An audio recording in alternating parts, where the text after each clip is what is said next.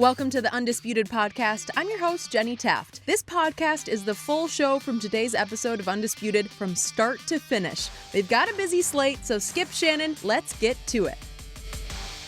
Welcome to Undisputed. We are live from Los Angeles. I'm Jenny Taft here with Skip Bayless, Shannon Sharpe. Good morning. I'm about to have some salmon for breakfast. No, you're not. Yeah. No, you're Is that not. what it is? Or should I call it salmon? Salmon? That's Salmon. what Jonathan Yeah. Abrams. Yeah, We thought that was pretty funny on the It's show. not good for you, though, Skip. No. This right here, too much fat. Really? Yeah. I think so. I eat salmon all the time. Yeah, What does okay, that you even wouldn't eat mean? salmon.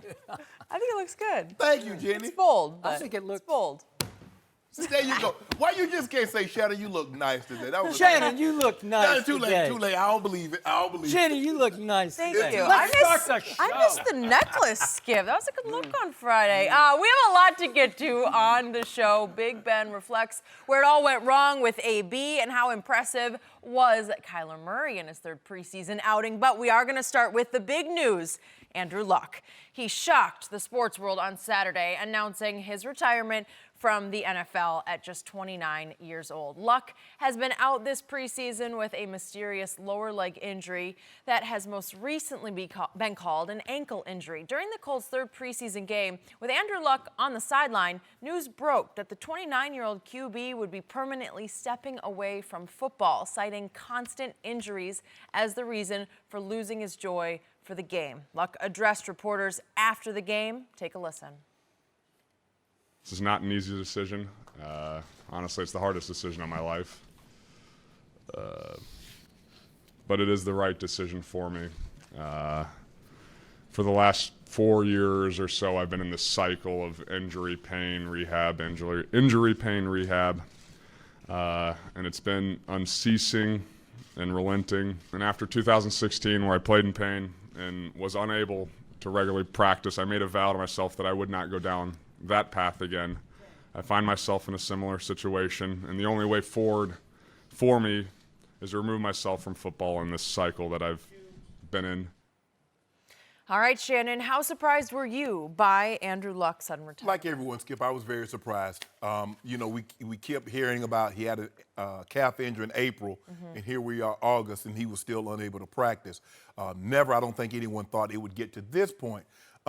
But watching him in the press conference, Skip, he looked like a broken man. He said something very, very interesting. He said after the last 4 years in which it was injury, surgery, rehab, it had robbed him of his joy to play the game. Skip, when you hear Tom Brady talk about his 20 years, what does he say? He still enjoys playing the game. And once that's been taken away, I don't really know what there is to play. Now, Andrew Luck could have maybe fooled some people and not practice and do what he did, like he said in 2016. But he said doing that, he'd have been an average quarterback, and that is something that he could not tolerate. I commend him. Skip, is tough. No one really knows what it's like unless you've been there before.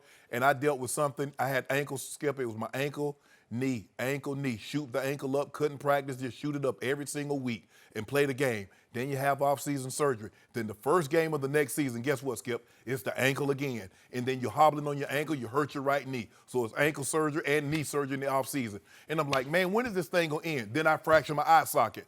I'm like, man, I got the worst luck possible. Okay. Can you imagine him, Skip? You see, he got injured. And a lot of this I laid solely at the feet of the Indianapolis Colts and Ryan Grigson because they didn't do him any favors, Skip. Instead of getting him offensive linemen to protect him, they got him skill position players because they wanted this thing to pick up right where Peyton Manning left off when he had Reggie Wayne, when he had Dallas Clark, Marvin Harrison, Edgerrin James, and then he had Jay Ajayi. I think that's his name. Yeah. Joseph Ajayi. Joseph Ajayi. Yeah. Skip, and they wanted that, and so they didn't have linemen to protect him. And in the process, Andrew's like, I don't have protection. I've got to play some hero ball. Skip, he thought he could run over linebackers. He thought he could run through defensive linemen. But a lot of that was because of the Colts didn't protect him.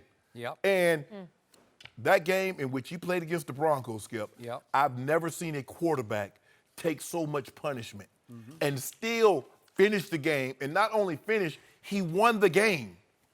But it came at a heavy price.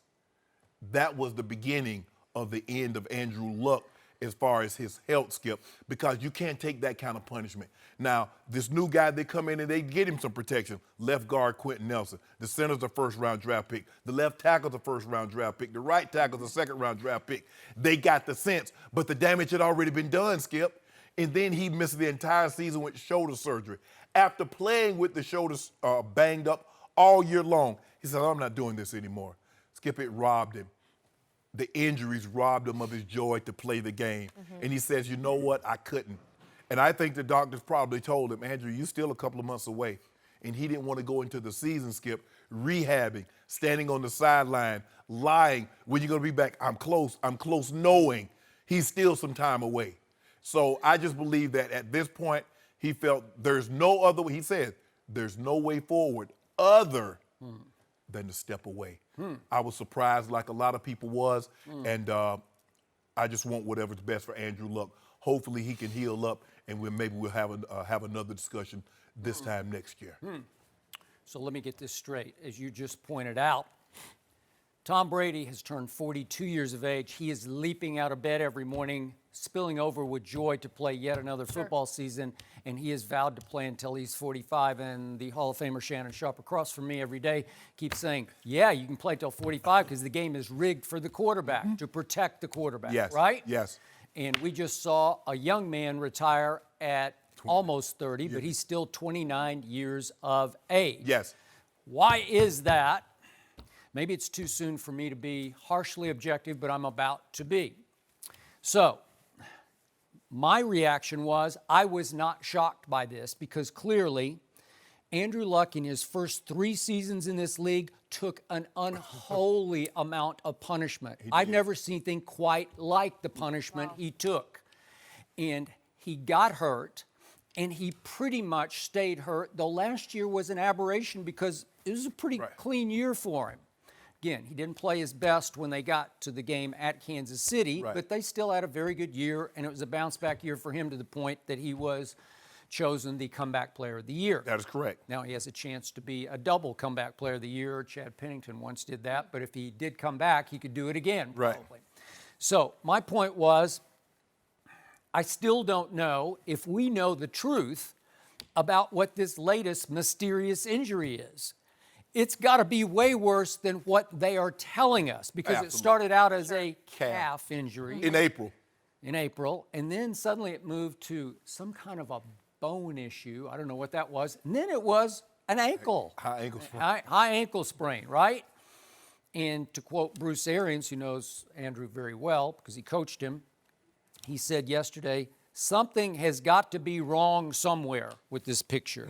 That there's something deeper going on. Oh, I totally this believe mystery that. injury Yes. because it was already clear. You just said he might miss a couple of months. Yes. Well, he was clearly going to miss the start of the real season, and it seemed to be no end in sight with what was first a calf injury. Right. Okay. Is it career-threatening, whatever's going on with his leg? Heaven forbid, I'm knocking on wood. Is it life-threatening? I don't know, because it's coming across like it was really, really serious and bad. Right. Much worse than we were led to believe, correct? So the point is that this was not shocking to me just because of the injury factor. So a lot of people leap to the conclusion that this was the most stunning retirement in the history of sports. And I'm like, what? Are you kidding me? Did Jim Brown not retire? Okay, Jim Brown retired at age 29, and to my knowledge, he was, no more than Nixon Nax, but he was perfectly healthy. He led the league in rushing and touchdowns this last year. Okay, Barry Sanders retired at age 30, and he was pretty much perfectly healthy as far as I knew. We could go to Calvin Johnson, who was still, he had issues with the team, as did Barry, but health was, he'd had his problems, but I don't think health was the issue, But right? Skip, Aaron Hernandez murdered a man after receiving a $40 million contract. Okay. Is that not shocking? Okay. I mean, they talk about, no, I'm just saying, they said the most shocking thing that in the NFL, but it's a retirement. I'm saying Jim Brown, and for me, Jim Brown and Barry is more shocking than this. Okay, and Michael Jordan was, what was he, 29? Yes. So, his first retirement. We can go on and on about what precipitated Right. that, but he was completely 100% healthy. So there's no health issue. Right. And then we've seen Tiger Woods fight his way back, Right. fight through this and that Right. and this and that, even more injured maybe than Andrew Luck has been injured. But Tiger Woods was fighting back because he had already achieved all-time greatness. Yes. Okay, I'm here to say it once again. I wasn't the biggest Andrew Luck fan before he was drafted. Yes. My issues were that at Stanford, he was kind of the coach's pet type. He was the coach's dream, where he wanted every play to be the greatest play ever. So he held the ball and he held the ball and he tried things he shouldn't try. This is what I'm watching him at Stanford, Okay. even Right. all the way up to the bowl game, which they lost to Oklahoma State. And he didn't have great feel for the game because when in doubt, he just took off running and tried to use he's very athletic and he's a big man. He's a big man. Yeah, he's Yep. 245, Okay, 250. and Yeah. he he's big. shared this one trait with Robert Griffin III, who was his draft mate. Right. He went second. Obviously, Washington traded up. Mike Shanahan was, though he was Forced to not trade up, but Forced to anyway. trade up. But again, they were draft mates, and they shared this. Both had supreme athletic ability in different doses, different Right. ways. But Robert was the same way. Right. When in doubt, he took off. Did he slide? Nope. Nope. He tried to run through people. Andrew tried to run over people, and we saw it manifest itself right away in the National Football League. Yes. What was he trying to live up to? He had a label attached to his name. Yeah. You are the next John Elway, right? Out of Highest graded- Stanford, He was right? the highest graded player since Elway Okay. in 1983. Okay, Yes. and what happened his first year in the league? Andrew Luck was second in turnovers. His third year, he was once again second in turnovers. The first year to Mark Sanchez, Mr. Butt Fumble. The third year, he was second to Jay Cutler. You have little to no use for Vanderbilt. Go ahead and put that Vanderbilt's Vanderbilt. own Jay Cutler. I thought he was really good. Hey, I bet Right? you did. So, from 2012 to 16, his first 5 years in the league, Andrew Luck had the third most turnovers in pro football. That won't work. No. You're not going to win a lot of games. But Skip, to his credit now, let's be all the way real and fair with him. His offensive line was terrible. They did him no services by putting him behind that offensive line. And the expectations, think about what he was going, not only was he the highest rated player since John Elway, he was going to a situation where he was replacing a guy who had a hospital wing named after him, playing the exact same position. So the expectations, even say, this guy here is going to be the reason I get more of these, pointing to his finger, All right. Super Bowl rings. Okay, Yeah. so he was the next Elway replacing Peyton Manning. That's an awful lot. By the way, I got to point this out just for the record.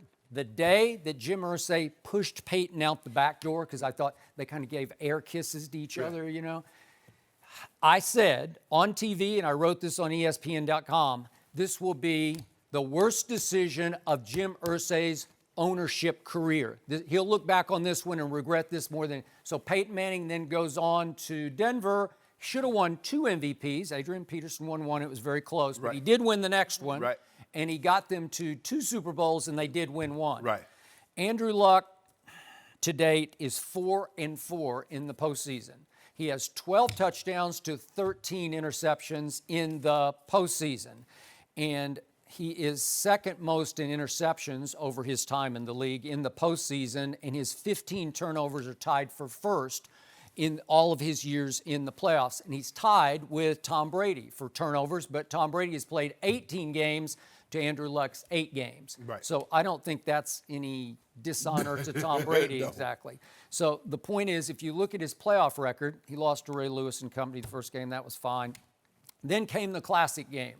It was vintage. It's sort of like the Tony Romo game I talk about against Peyton Manning. But remember the game at home against Alex Smith and company from Kansas City? Yes. So Andrew Luck throws 3 interceptions that put them in a deep hole, and then he throws 4 touchdown passes as Kansas City was decimated by injuries to dig them out of the hole, and they win 45-44. Correct. So it's the best and the worst of Andrew Luck.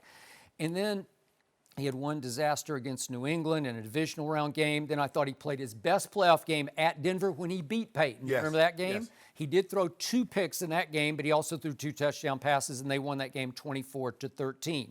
Then came the farthest he ever went in the playoffs, Andrew Luck. He got to the AFC Championship game at New England, And Luck's performance got overshadowed by Deflategate.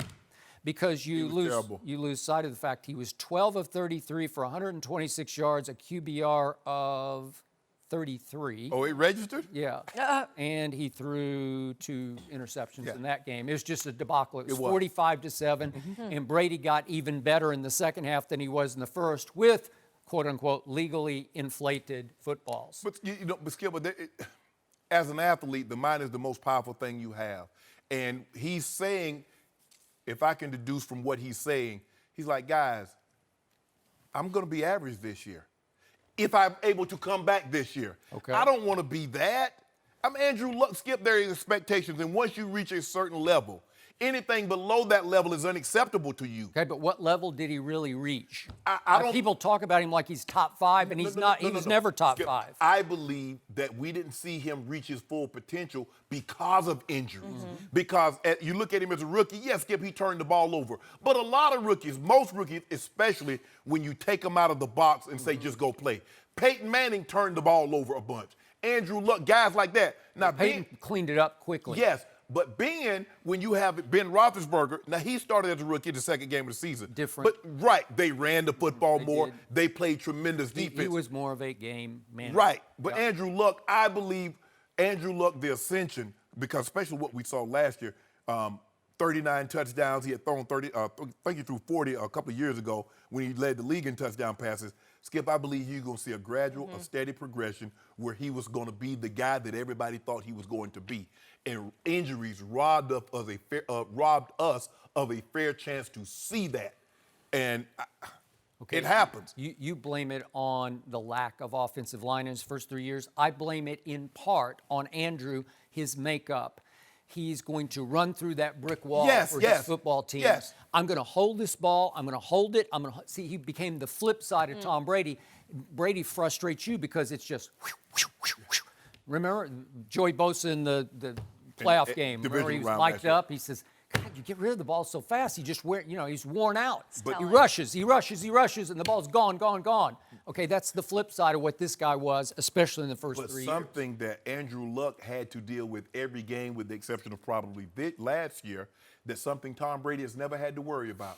Tom Brady never has to worry about his defense giving up 30 points in a game because that's few and far between. So when you have to play hero ball, Skip, every possession, because the likelihood of your defense stopping the opposing team's offense and giving you short fields or giving you an opportunity to do things great with the football is few and far between. So you take unnecessary risk with the ball, be it throwing it down the field or feel I really need to get this first down and try to run through a linebacker. Skip, you saw that punishment that he took in 2015 against the Broncos.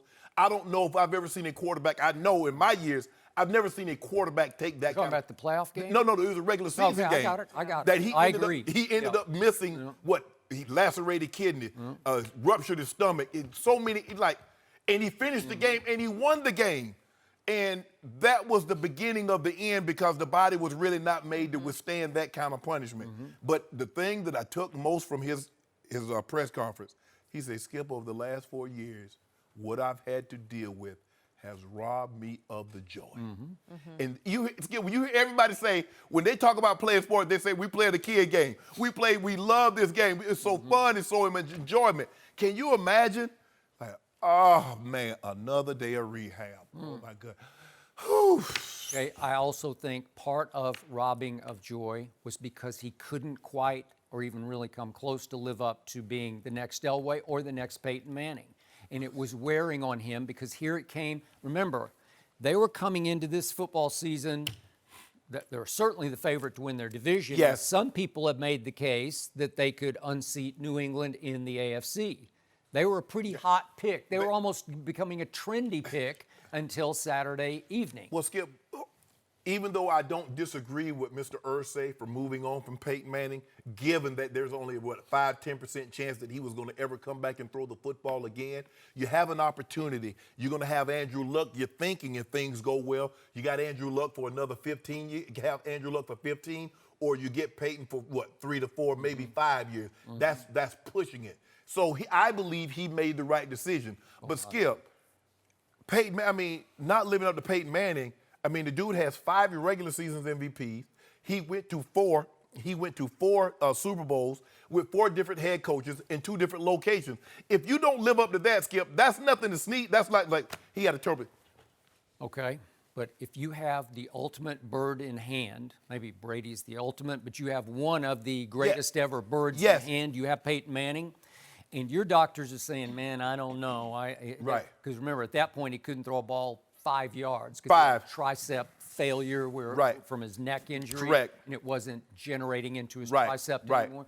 So the point is, his doctors were telling Irsay and the Colts, no, he's going to come out of this. It's just going to take an off season for him to come out. And that was the thing, though, Skip. What did you expect his doctors to say? Those were his doctors. But what did the Colts doctor say? No.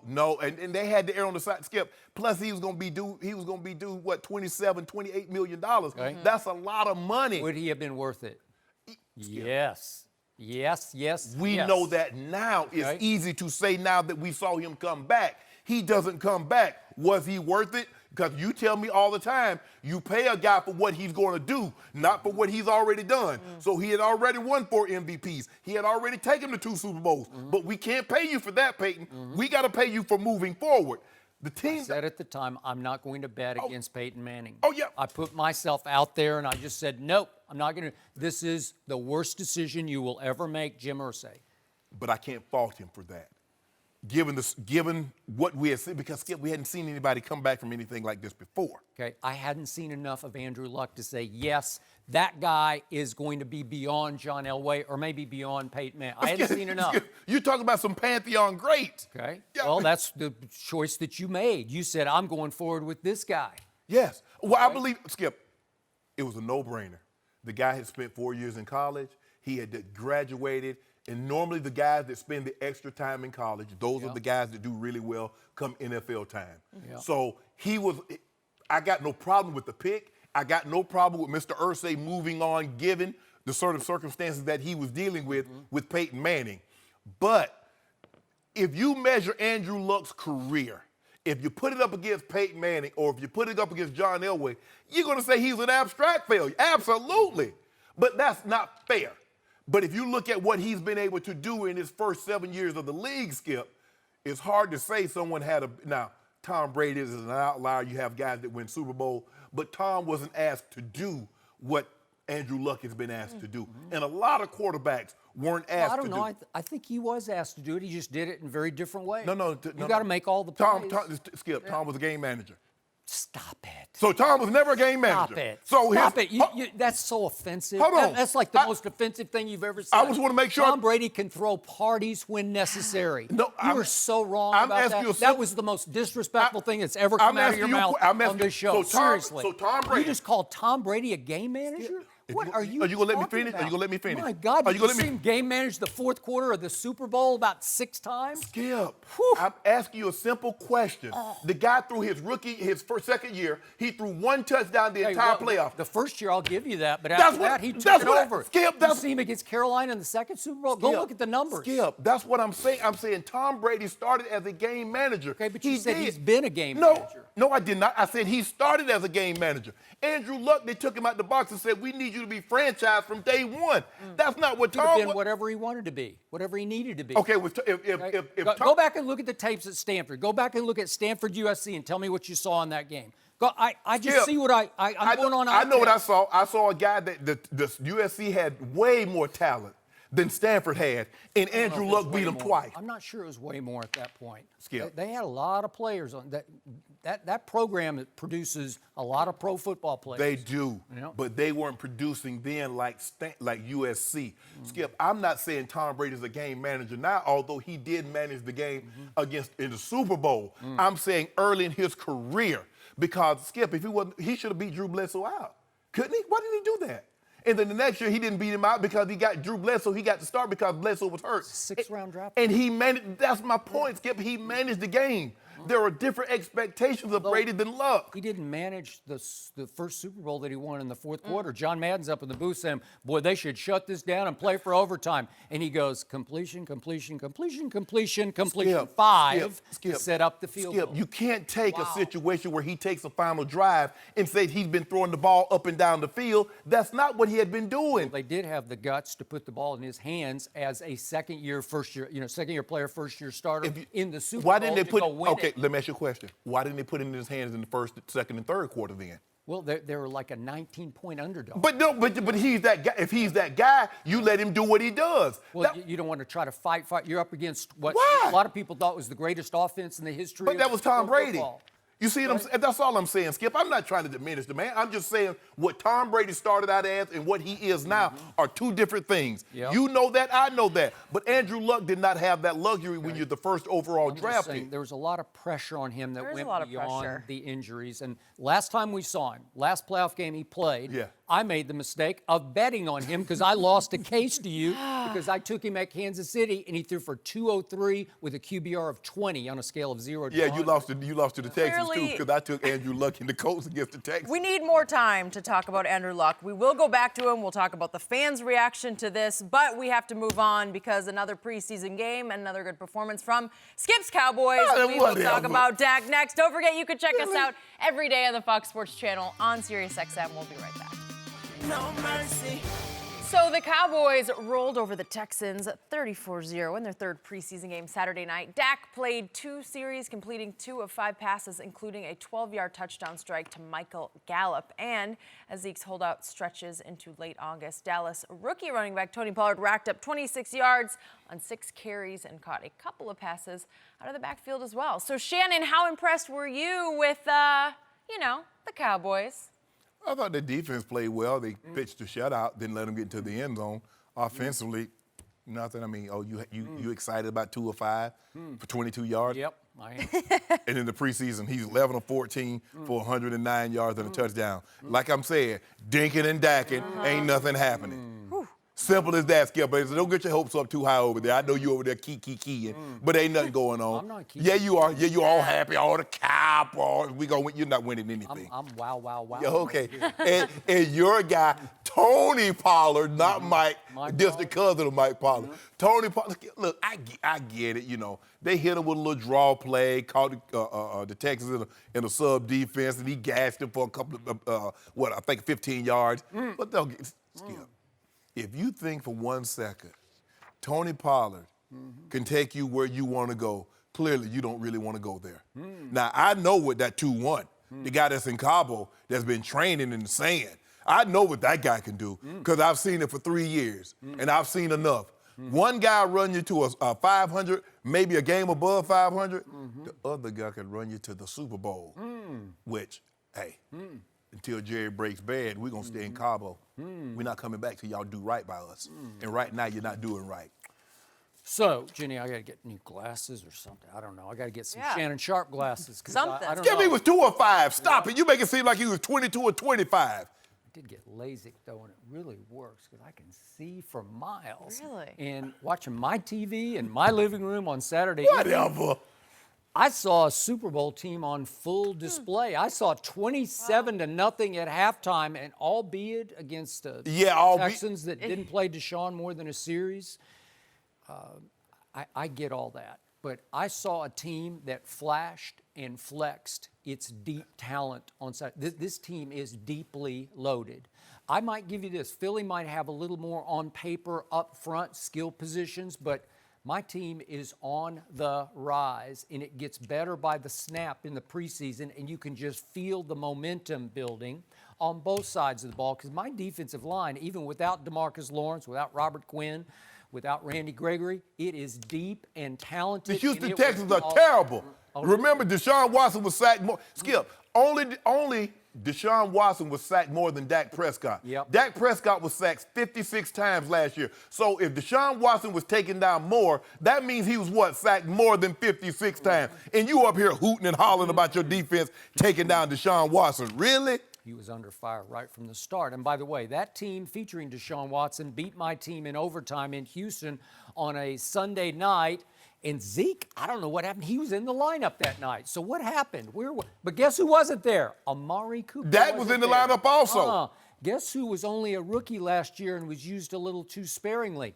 His name is Michael Gallup, and you're going to remember that name because you're going to have to repeat it on many NFL. Oh, so now Mondays. he's Michael Irvin. He is emerging. I didn't say Michael Irvin, but he's emerging as a deep threat and a threat all over the field. And my quarterback, who, by the way, is average and can't throw, once again on Saturday night said, average this, Shannon Sharpe. 2 for 5. Is that good? So the first 2 throws of the night were incomplete. So the first 2 incompletes of his preseason. Oh. And the first one was incomplete because Michael Gallup somehow on an option route went one way and Dak threw it the other way. So you blaming Michael Gallup, I bet. No, I think it was Michael Gallup. There you go. Don't do that.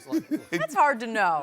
Yeah. And then on the next one, Dak made a great throw, and the DB impeded Michael Gallup, and a flag should have been thrown, but it was not. Well, then why didn't Jason Garrett challenge? So all of a sudden, it gets down to 3rd and goal from the 12-yard line. This is a tough conversion. 3rd and goal. What's tougher than 3rd and goal from the 12? And what does my quarterback number 4 do? What does he do, Shannon? Can we see it? He shrugs off a rusher like he's Big Ben Roethlisberger because he goes about 240.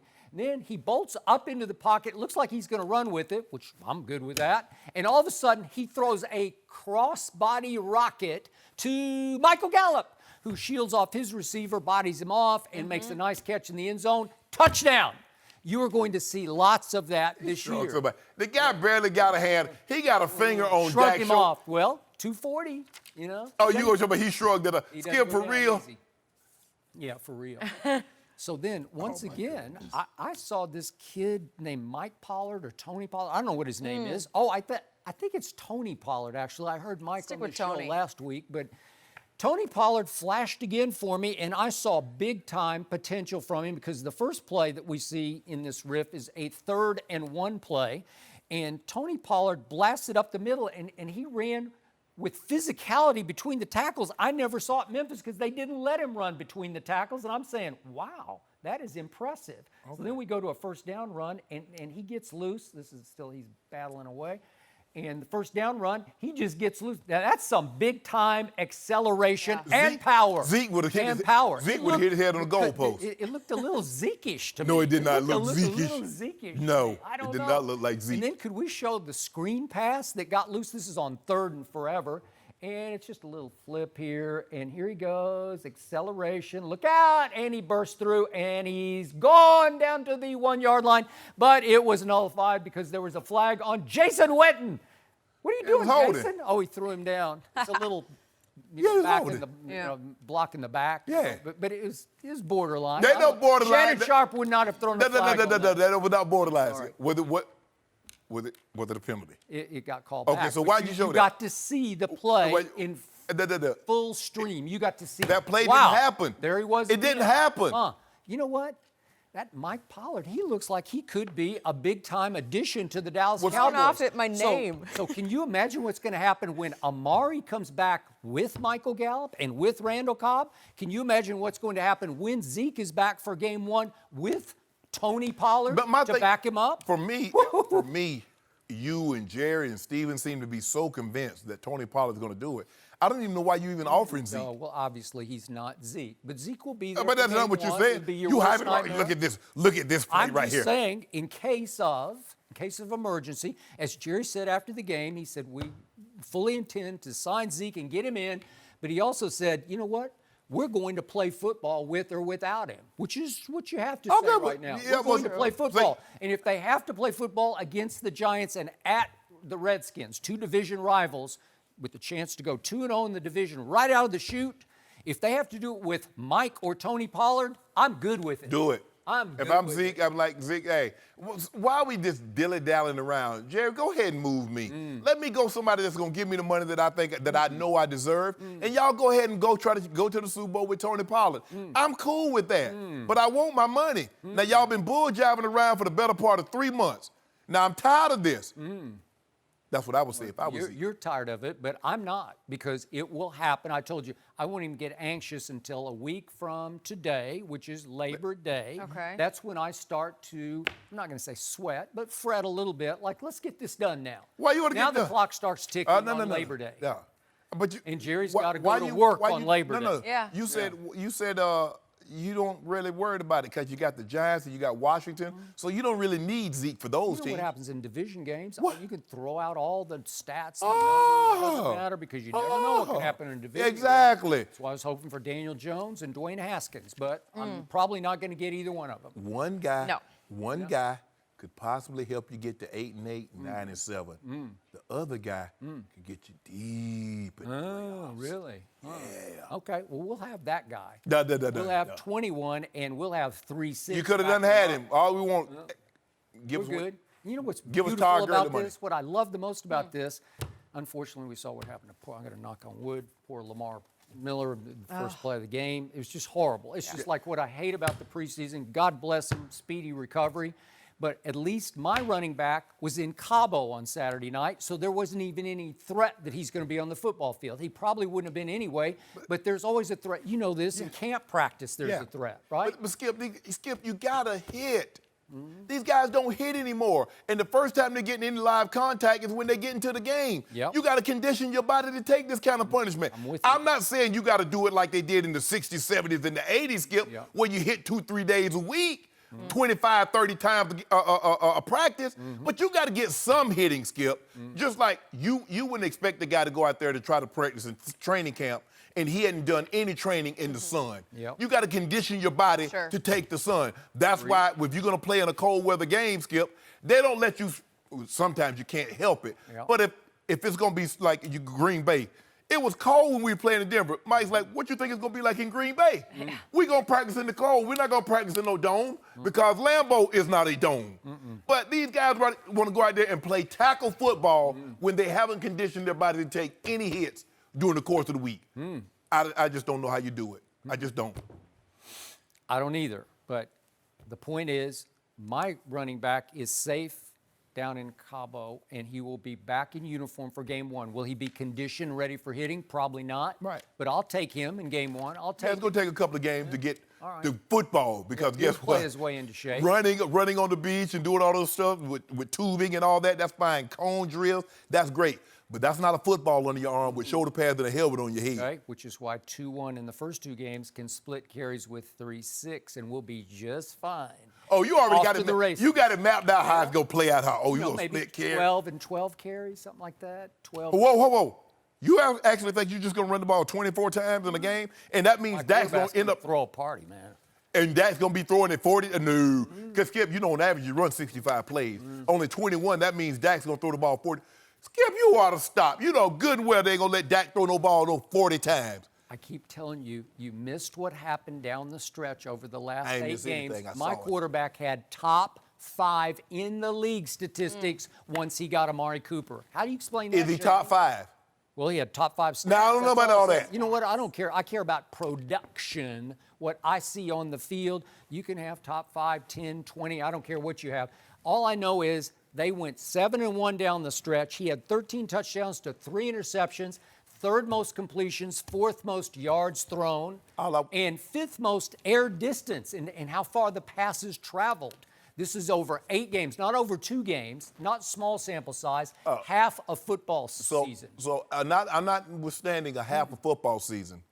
The NFL players and execs and coaches and writers watched him over 16 games. And why didn't the players put him in the top 100? 15 quarterbacks, he wasn't one of them. I'll give Ben Roethlisberger's answer on NBC. Oh, yeah? Go ask them. Go ask them.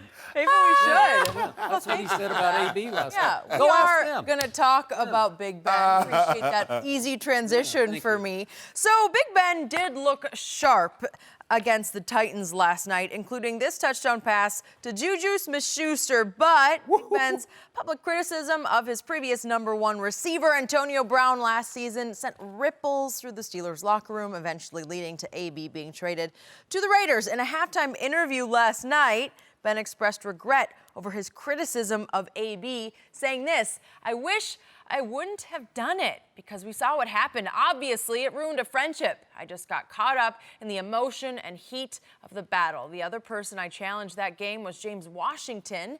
And I know people made a big deal about that, but James Washington texted me, called me, and talked to me in person, thanking me for that. Interesting angle to the story. yeah. Shannon, do you like what Ben said? No.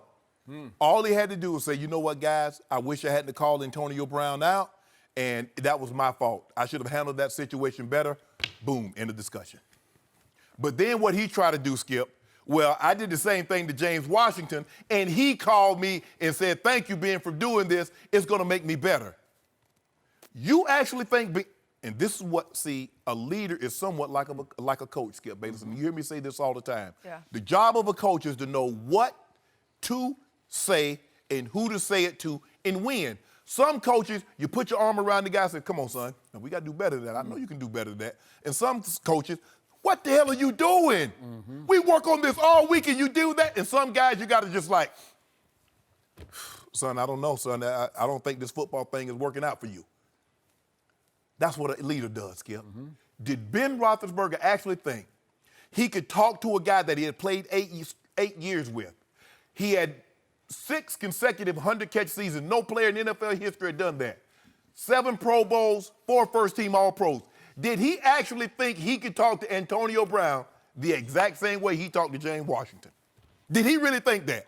Skip, let me tell you a situation. In 2017, Ben Roethlisberger had a game in which he threw 5 interceptions against the Jacksonville Jaguars. This is what was said.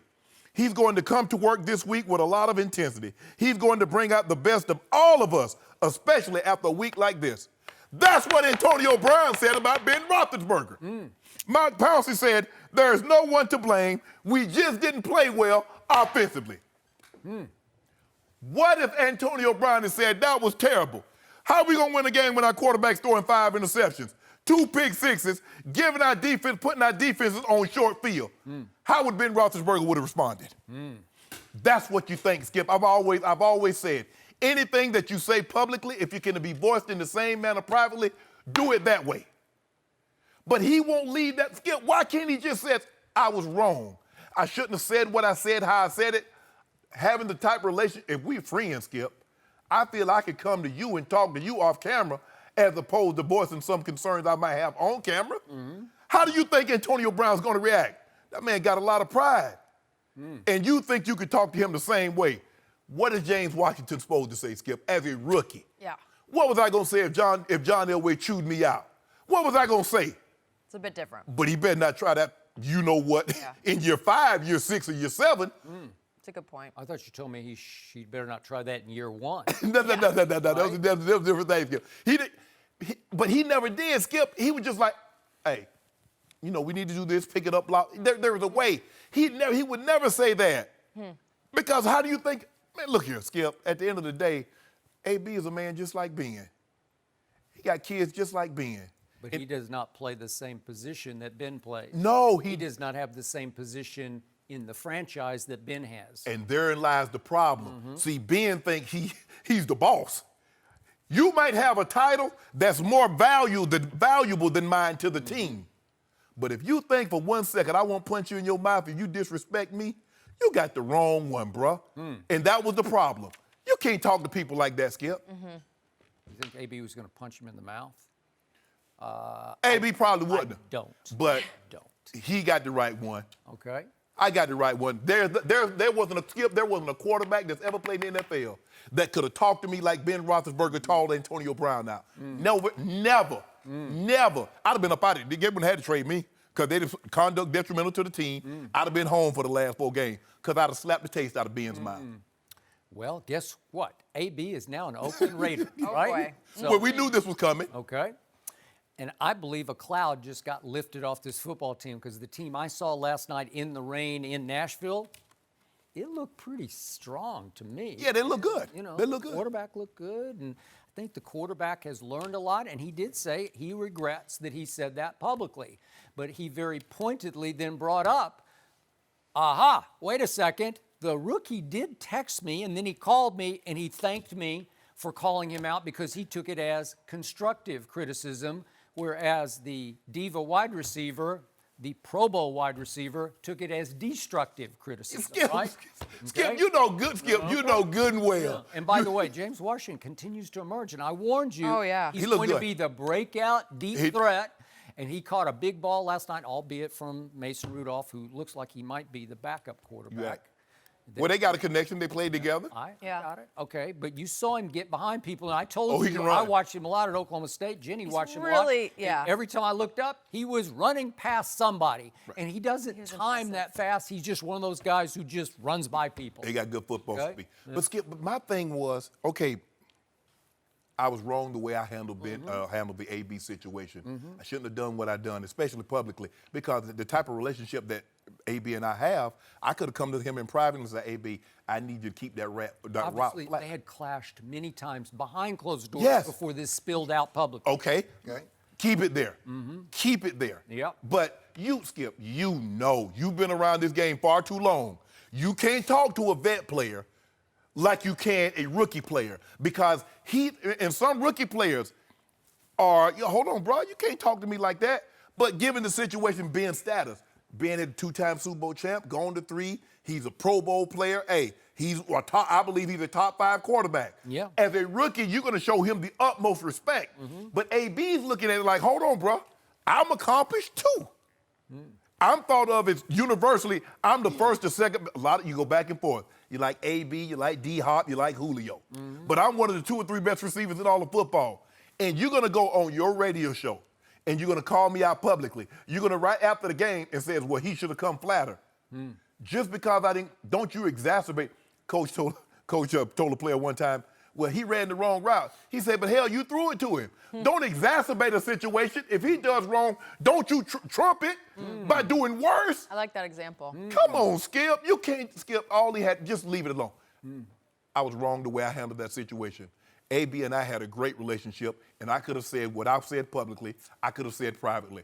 You don't need to bring James Washington, but because I said, well, I don't know why he didn't receive it. Ask him. Huh? You're going to compare me and James Washington, an 8-year, 9-year vet, to a rookie? An accomplished player with 6 consecutive 100-catch seasons. With all I've done, you think you can actually talk to me the same way you Skip, there's a hierarchy here. We know how this thing goes. CEO, president, VP, yada, yada. Okay, down. Yeah. Yeah, a couple of football seasons back, 3 playoffs ago, I believe it was. Yes. The Hall of Famer Shannon Sharpe told me that after Antonio Brown had the audacity to go live on Facebook during Mike Tomlin's postgame speech behind closed locker room doors, he's out. Yes. I'm not going to pay him a penny more. Gone. I'm done with it. Absolutely. Okay, just for the record. Yes. So you were at that point with him then. Yes. Okay. I'm sure Ben was also at that point. So whatever bridge they had built between each other, whatever relationship they had was, dare I say, frayed at best. Yeah, and when he did that, guess what? That frayed bridge, I'd have crossed back over and punched him. Yeah. Okay. Well, but you said you'd be done with it. Oh, I would have been done. Skip, I would have. But the mistake that people are making is that they're looking at AB's behavior, and it says, because AB's behavior does not exonerate Ben of his behavior. Two things can be true, and people are looking at how AB is acting in the Raiders in this helmet situation. Skip, AB could have had this exact same deal 3 or 4 months ago. The guy said he would come, do a full scale, Skip, 3D, measure his hair, get everything, get it perfectly, and I give you a deal. This is not new. Look at Antonio Smart marketing. The same deal that he got yesterday, or if he's going to sign the next couple of days, he had 3 months ago. It's attention generating. Exactly. You just need more and more attention. That's what Pittsburgh finally said enough of. He's more trouble than he's worth to us. Skip. Okay? Frankenstein got created. You can't get mad at the destruction he caused when you created it. Pittsburgh created AB. Mike Tomlin let this skate. Okay. Let him come late to meetings. Right. Let him come late to practice. Go Facebook Live because he's such an unbelievable talent. Pittsburgh created Big Ben Roethlisberger because he's so accomplished, made him think he could talk to them, the players, like he was a Rooney. I think Ben decided, I'm going to try to rein him back in by going public with my criticism, and it blew up. It was a catalyst move where it's either going to make it way better or way worse, and it got way worse, and he's gone, and Ben's still the quarterback. And I believe Ben learned a lot from that situation, where that guy I watched last night on NBC, he looked like he's grown up some at his advanced, what is he, 37 years of age? Right. Looked Yeah. like he's wised up some about how to be a better leader. Yes. He tried to demonstrate being a better leader during the offseason. Again, does the leopard change his spots? Probably not, but he's trying to be better at what he should be doing. And now he's excited about James Washington. He was already excited about Juju. He featured him last night, got him 4 passes for whatever it was, and got him the touchdown pass. Skip, of the top 5 or 6 receivers that's currently playing, which one you think would allow their quarterback to call them out publicly in the harsh manner being called out AB and be okay with it? Maybe Julio, maybe. Maybe privately he wouldn't be okay with it, but I don't think he'd say anything publicly. The little bit that I know, Matt, that's not his personality. Okay, well, you said hypothetically. Yeah, Yeah. I'm trying to think anyone that would. Yeah. Skip, there's a reason why Julio with 2 years left on the deal want more money. Hey, these guys are competitive. These guys got pride. You can't look, the thing, and that's sometimes quarterbacks make this mistake, Skip. Well, I'm the quarterback, so that means I'm your boss. No, you're not, your teammates. You just play a more valuable position than me. But if you think for 1 second you could talk to me less than, you got me mistaken. Okay, well, he's gone, and Ben's still there, and that team looks really good. It looks really good on defense. But guess what? Yeah. I'd have left, he'd had a black eye. Okay, and that would have solved what? It'd have got me the same thing. Yeah. I'd have let him know he can't talk to me like that, and I'd have been gone. Okay. That's what that would have solved. Okay. Because sometimes, Skip, sometimes you just got to take a stand out of the principle of the matter. Because the fact of the matter that this man thought he was my boss when we're teammates. Yeah. Come on, bro. Don't talk to me. Don't talk to me like that. Don't Every talk time to me I like look that. up, Aaron Rodgers is, after a missed pass, he's like, Skip, but I've a whole already, different- Skip, I've already told you how I would handle it. I would take handle that him. even more personally than the call out on radio. Hey, you know how I would handle it? I was like, Aaron, now this is not what we discussed. Now, if you want me to flatten this right off, if the guy's high, I got no problem with that. But let's come to the sideline. Don't show me up like that again. Okay, the first time's thunder, the next time's lightning. It's a partnership. Yeah, and it's ruined in a sense when you do that, and everyone is different. It's a partnership. And guess what? I've broken up before. Ain't no problem once you break up one time, you break up again. You get divorced one time, you get divorced again. So guess what? I've broken up with having relationships to end. I end that one too. You sound like you have a lot of experience in that. Why never Skip? Is that what you're telling Hold on. us? Tell me, I'm 50 years old. You think I just had one relationship? You think I'm an emperor penguin with one woman for life? Come on, bro. I mean, there you go. I can't speak either. It's a good point about James Washington, though, because I feel like this could be a big breakout for him. I mean, he's going to be the one to watch. You know, They look good. He looked good this preseason. You have them beating the Patriots, right? I do. I remember that. That's going to be interesting to 2 see. weeks from last night. Yeah, at Sunday, Foxborough. September 8th. I also have the Patriots going to the Super Bowl, but Yeah. that's the next. Whole different discussion, different day. Yep. Kyler Murray looked a lot different in his third there we go. preseason Here we go. outing There we this go. weekend, but were There the we go. guys impressed? There we go. He's already rolling his eyes. We'll discuss next. No mercy. All right, guys, college football is back this weekend, beginning with the all-new Big Noon Kickoff pregame show. Then it's right into the action as FAU visits 5th-ranked Ohio State Saturday, starting at 11 a.m. Eastern on Fox and the Fox Sports app. I'll be there. Can't wait. Reigning Heisman winner Kyler Murray looked much better in the Cardinals' third preseason game Saturday against my Vikings. The first overall pick played most of the first half, completing 14 of 21 passes for 137 yards, and he also had 4 carries for 9 yards. Cardinals coach Cliff Kingsbury said Kyler made good decisions, and he's as ready as he'll ever be for the regular season. Shannon, how impressive was Kyler? I mean, I agree with Cliff. He made some great decisions. They did a better job of protecting him or let him get the ball out of his hand. The question was never whether or not Kyler could throw the football. The question is, could they protect him and you get an opportunity to see the man operate at his full maximum potential? I still have my doubts. I still have my reservations about that. But at the end of the day, Skip, he's had 6 or 7 drives that resulted in no touchdowns. The likelihood of him getting a 70-yard TD run like he got in college, more times than not in the NFL, you have to string together 10, 11, 12 play drives and go 70, 80 yards and finish it off with touchdown. The likelihood of you winning a game 9-0 in the NFL is not very good because I don't believe they have the type of defense that can make 9 points stand up. But he made some great throws, Skip. I thought his decision-making was great. I thought he did a great job of getting the ball out of his hand. But if you want a scale of 1 to 10, was I impressed? I give him a 3. Three. Boy, 3. You were reaching to criticize this little. Oh, Skip, I gave the man credit. Yeah. We started there. Yeah, I gave him credit. 3 on a scale of 10. End there. So if I can do my scale of 10 for a rookie quarterback playing on the road in his first game against her defense in her building, and that defense is pretty good. Said that. Yes.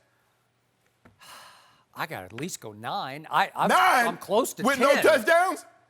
So all I can do is eye test what I saw on the plays that he was able to run. And I saw, once again, a special little player. And he's a little player, but boy, is he special.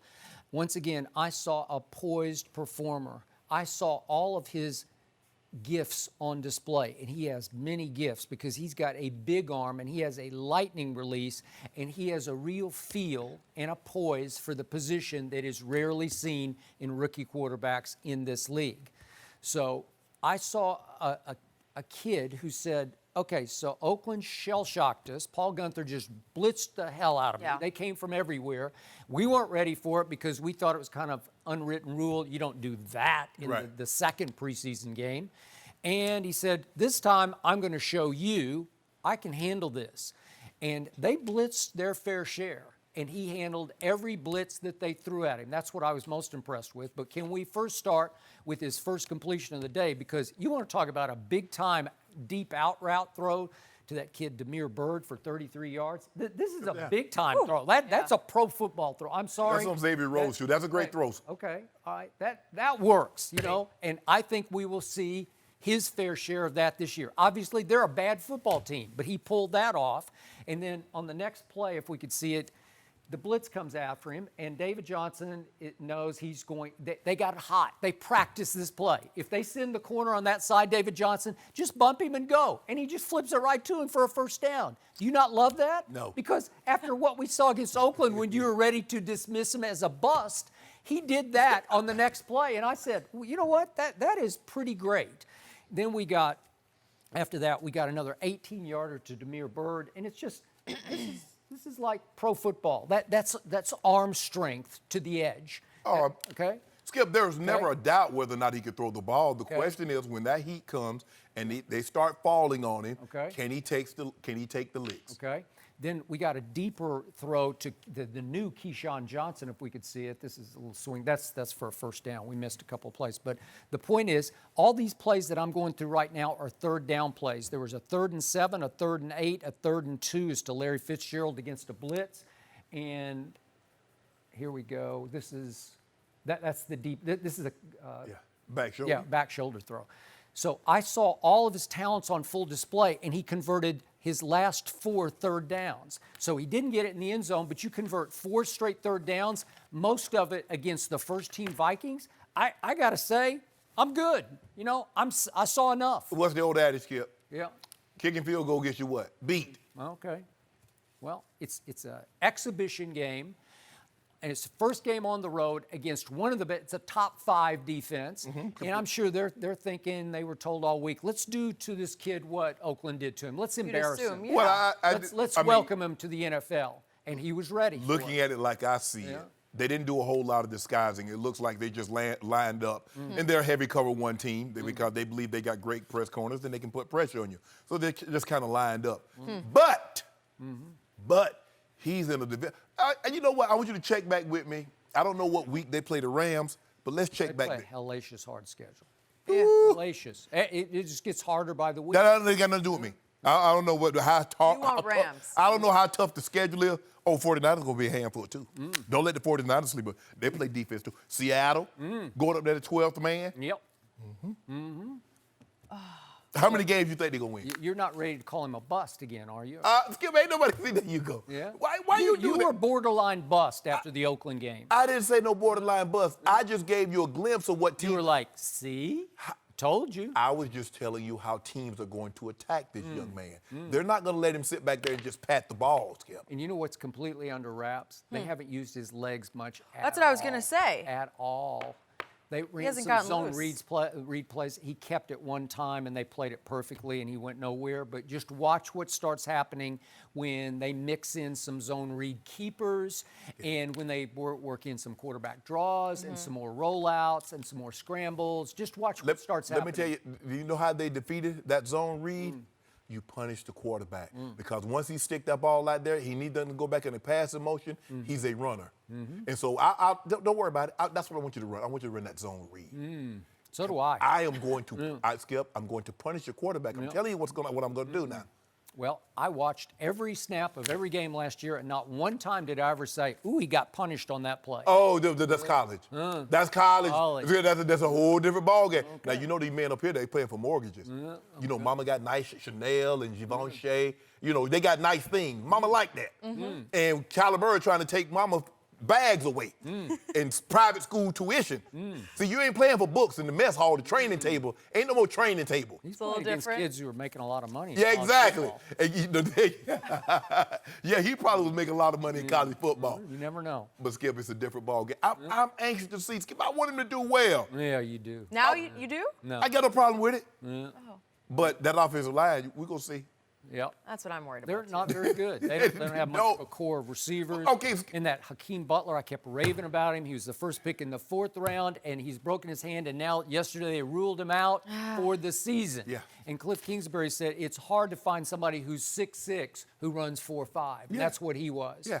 And again, he fell to the 4th round because he dropped too many balls at Iowa State last year. I watched a bunch of those games, and I was in awe of his ability to dominate when he caught the ball. So that's a weapon frustrating. that the little man could have used, and there's no Hakeem Butler. My thing is, okay, Yeah. the same mistake that Indy made, what did they do, Skip?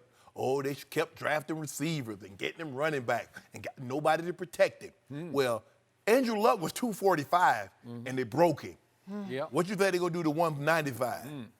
Well, at least I got my man T. Sizzle on the other side of that. He'll be bringing some heat, Yeah. right? Chandler Jones. Yes. You got Well, But they're going to be without Pat Pete for what, 6 games? this. Yeah. Yep. it's interesting you Okay. mentioned It's going to be a Andrew long Luck year, there. but I'm just Yeah. saying this is a special football player. He's still your Rookie of the Year pick? Yeah, I'll take that. I'm looking forward to it. Kyler Cardinals open regular season against the Lions September 8th. Lions. Yeah, you know. Them lions ain't got no teeth. Them lions ain't bite. Them do that.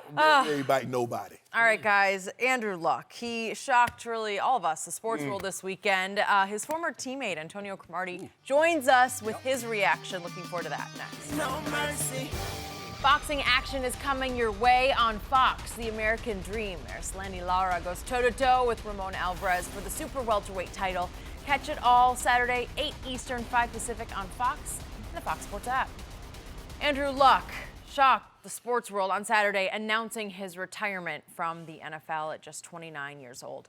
Luck has been out this preseason with a mysterious lower leg injury that has most recently been called an ankle injury. But during the Colts' 3rd preseason game with Andrew Luck on the sideline, news broke that the 29-year-old QB would be permanently stepping away from football, citing constant injuries as the reason for losing his joy for the game. Luck said, quote, "This is the hardest decision of my life, but it is the right decision for me." We're joined now by FS1 NFL analyst Antonio Cromartie. Good to have you with us. Glad to be back. Bro, thanks for coming in early this morning. Definitely. Especially because you were teammates with Andrew. I think it's interesting. We want to get your reaction to this. How surprised were you by the announcement and his decision to retire? I was surprised, but then I wasn't. And the reason I say that is because when I played with him in 2016, you had a guy that was going through the shoulder injury the whole entire, even during the preseason. He was hurting during the preseason. I mean, he was going into practice where the only thing he did was individual drills. And the only thing he did was hand the ball off. He didn't throw the ball during practice. He didn't do any of that at all. So I can understand him. I mean, you got a guy that's been beat up his whole entire career. Last year was the first time he's ever had an offensive line. So now you look at it, now he's dealing with another injury. That plays with your mind. When you're not having, when you got to focus on injury more than you got to focus on playing your next opponent, watching the film, understanding what you have to do, it takes your mind out of the game. You lose the joy of the game. And I think that's where he was. He just didn't have fun with it because he was dealing with so many injuries. Right. And that takes a toll on you mentally and physically. You know, and it's sad that the fans want to boo him because he's retired. He did it for himself and his family at the end of the day. And they need to understand that we're human. We're not just this mortal person like Tom Brady. Yeah. Yeah. That can go out there Everybody can't be Tom. and outlast everybody. But you know, they need to understand this kid has a life to live, and he stopped on his time and not when things got really bad for him. You look at it. The thing is, Skip, he really couldn't have a vacation. He could have no off season. His off season involved surgery and rehab. Well, Not every time, but for many times. like you said, the last 4 years. Yeah. He's married now. I think he has a small child now. So when you factor all those things in, Skip, he's like, see, Tom, like, he plays the Super Bowl, win, lose, or draw. He's healthy. He goes on vacation. He and Giselle and the family go here, go there, go there. It's a whole different ball game when you have shoulder surgery and you're going to be out the entire season. Or you have kidney and kidney lacerated, and you're going to miss your entire offseason is your rehab, and you don't get a break from it. And that's constant. So here he is again. He's like, is this Groundhog's Day? Is this deja vu? Because I'm right back again doing something that I've done everything right, Skip. He tried to, like, I watch what I eat, and I train, and I do this and this and this. And then here we go again. Yeah. And I believe, Skip, he knew he was not close to returning.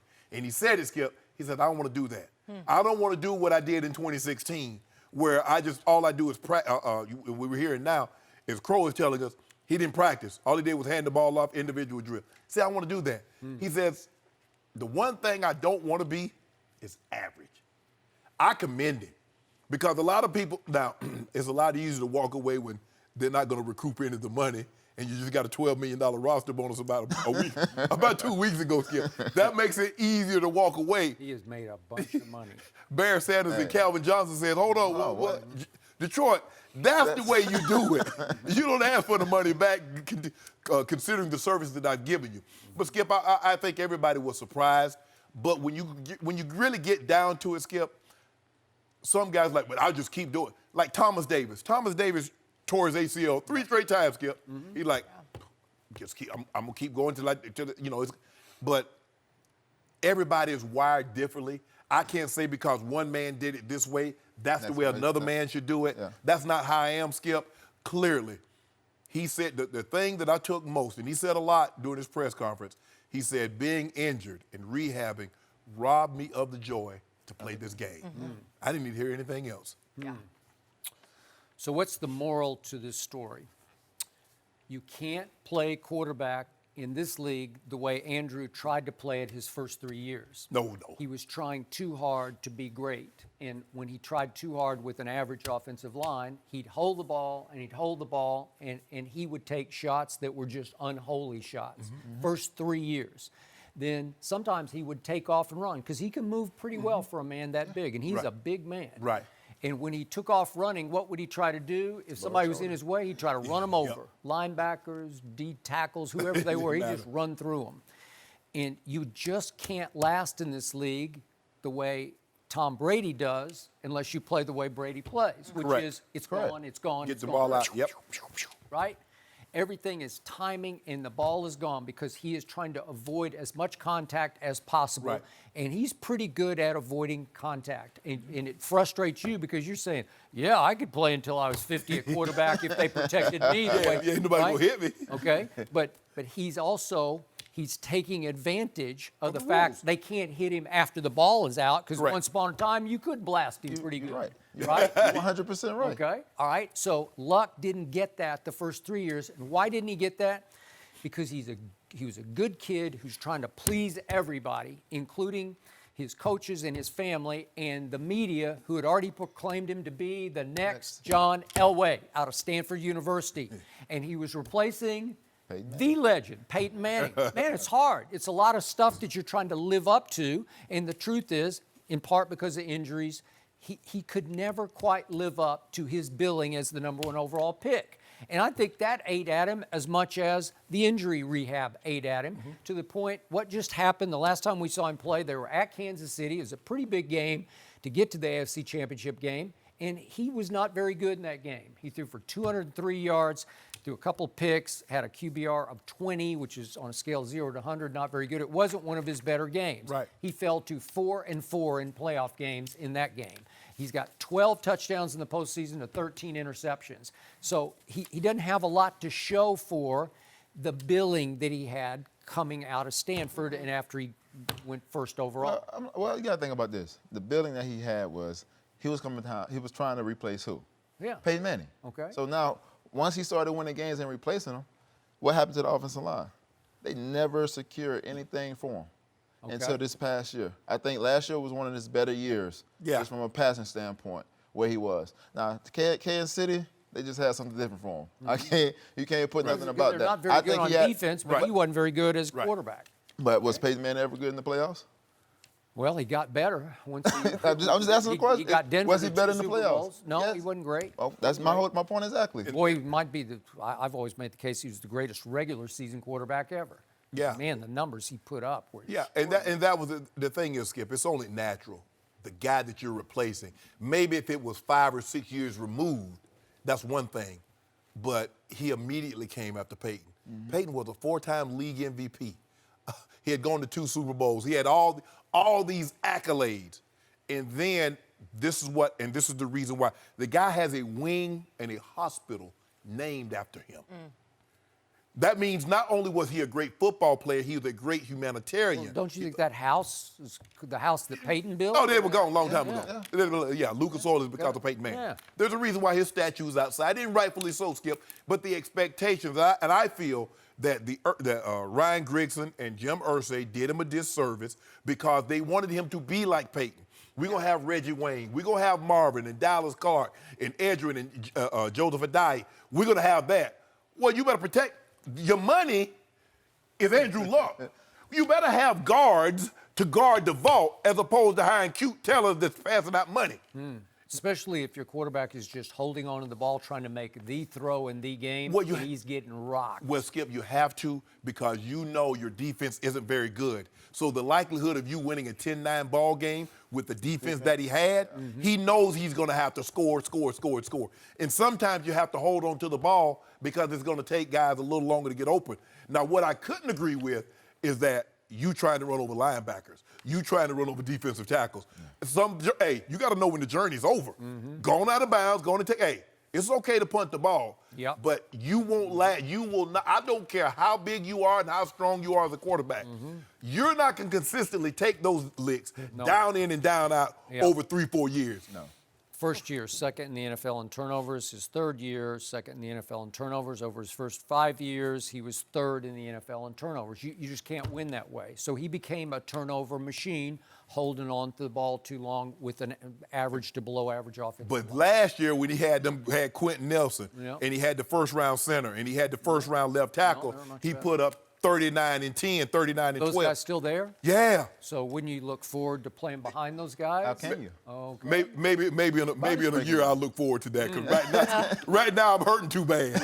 Brings me back to the mysterious injury that he fairly recently suffered that we still don't know what it was. Right. They said it was his calf, then it was some bone bruise, then it was his high ankle, and something is wrong here. As Bruce Arians said yesterday, something is wrong someplace here. Maybe it was way worse than we have any idea of. Maybe it was career. Well, you know, Skip, in the preseason, in the offseason, you don't have to be as open and honest with injuries as you would in the regular season. Yeah. And they're going to have to give a diagnosis. That's true. But he also knows, Skip, I believe the doctors have told him, you're still a couple of months away. If I'm a couple of months away, am I going to come back and Skip, am I going to really try and come back in November or December and try to lead this team?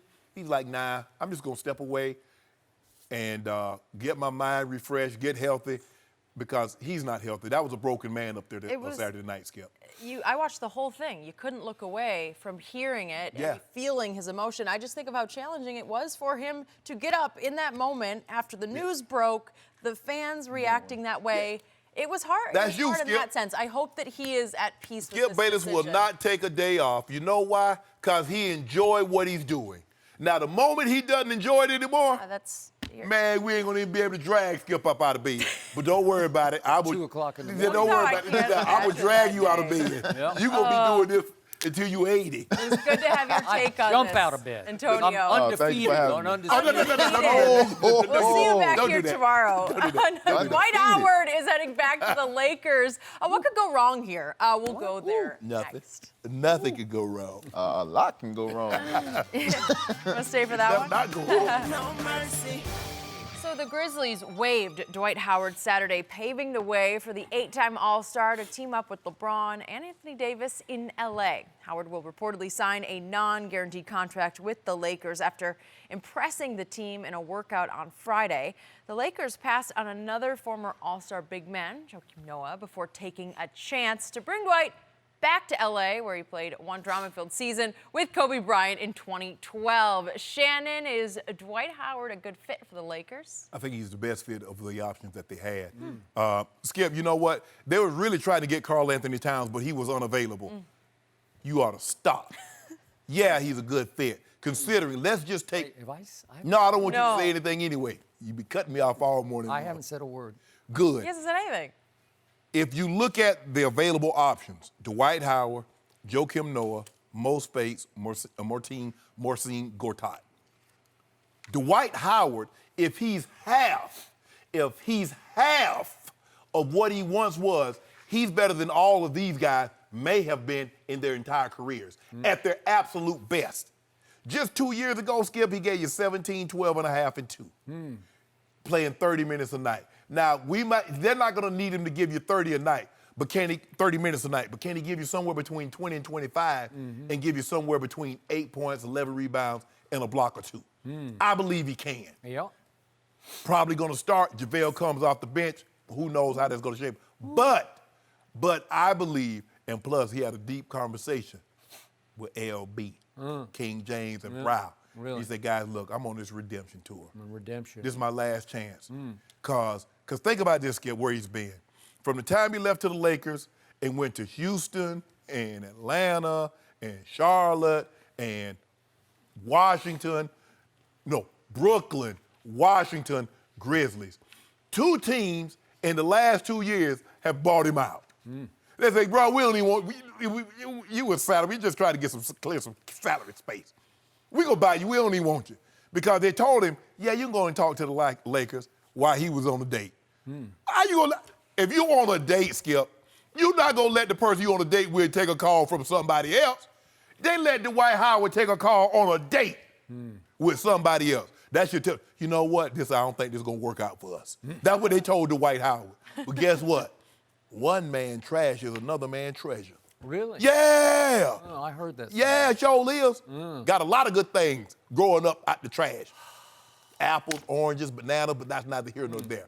I like it, and gets us closer to that 56. You know what, Skip? Oh, you want to miss? You want to You're go up? Still there? Skip, there's something on the horizon brewing. That's a What championship. is it? That's a championship. Championship, I smell disaster. Are you No, you don't. No, you don't. You're going there? I'm going. Yeah. 56 on a chip. We're close enough to Staples. I can smell the disaster Yeah, in no the air. disaster. It's a recipe He's a different- for disaster. He's It's changed. cooking right now. He's at a Staples. change. He's repent. Skip, he said he repented. Wow, as he approaches age 34, he just completely changed all his intangibles. He changed what this man is made of. He's a different man now, says Dwight Howard. Yep. Once upon a time at Staples Center, Kobe Bryant said, you know what? I'm going to show Dwight how to take basketball more seriously. How did that work out, Mr. Sharpe? It didn't work out well. Yeah, but Kobe finally said, I give up, get him out of here. Skip, here's the thing. If the man says, I'm hungry, that doesn't mean you force feed him. The man said he's hungry, you stuffing sandwiches and bread and chips and cookies down his throat. Let him eat at his own pace. He didn't say he was hungry. He was full. No, he wasn't full of money. But didn't you hear what he said? Now, Shams said that he had a great conversation with LeBron. Yep. And he said, guys, I give. And plus, what the Lakers do, Skip? They thought, I tell you what, this was, Dwight, we ain't gonna give you no guaranteed money, because you might act the fool, even if we just give you $2.5 million. If you act up, If Gone. you show out, Yep. you get out. Okay. Zero tolerance. That's what I like. Short leash. Yep. You're gone. You're out. Yes. Yeah, you just told me he's going to start over JaVale. He might. Really? He might. They said he's going to at least compete with JaVale. I like it. What do you think Dwight's going to think in his heart of hearts? I'm Dwight Howard. I'm Defensive Player of the Year. 3 times over. Yeah, I'm a perennial all-star. First team all NBA. 3 or 4 times. He's JaVale McGee. He was once a laughing stock in this league, right? Well, guess what, Skip?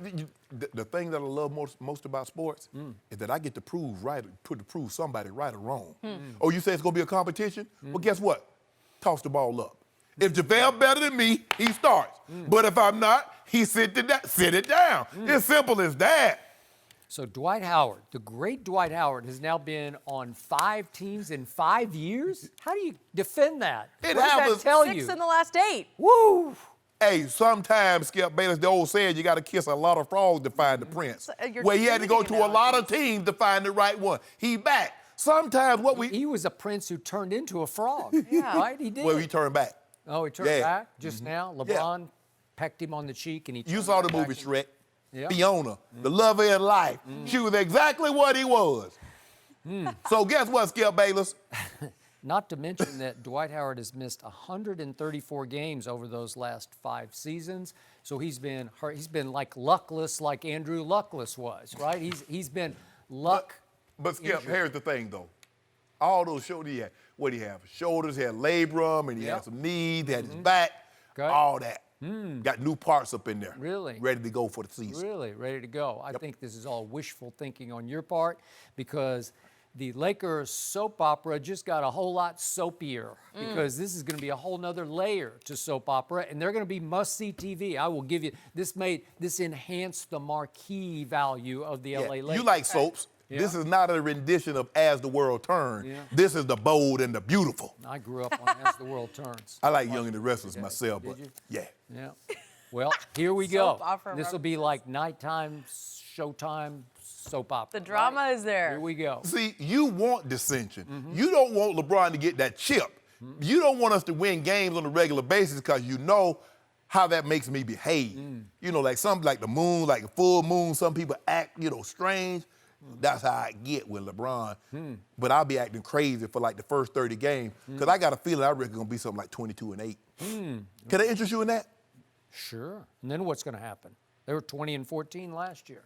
We will win at least, at the bare minimum, we're winning at least 56 games. Okay. Why At don't you bare go minimum. up? You just got 56. Dwight Howard, 3-time Defensive Player of the Year. Go up. No, if we got Go if, to 58. If that I was dare you. if that was Dwight Howard in year 5, I might be You willing would've to do been that. 50. Okay. But Skip, we don't need that Dwight Howard. He's only 33. We don't need True. we don't need a Dwight Howard that's going to give us 20 and 15. That's not what we need.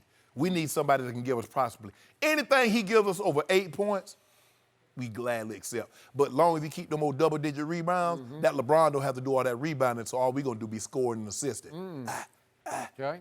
So Dwight Howard, who can't shoot free throws, especially in fourth quarters. Dwight Howard, who has no low post game to speak of that I've ever been able to see. Any low post moves where he can say, give me the ball and I'll score it this way.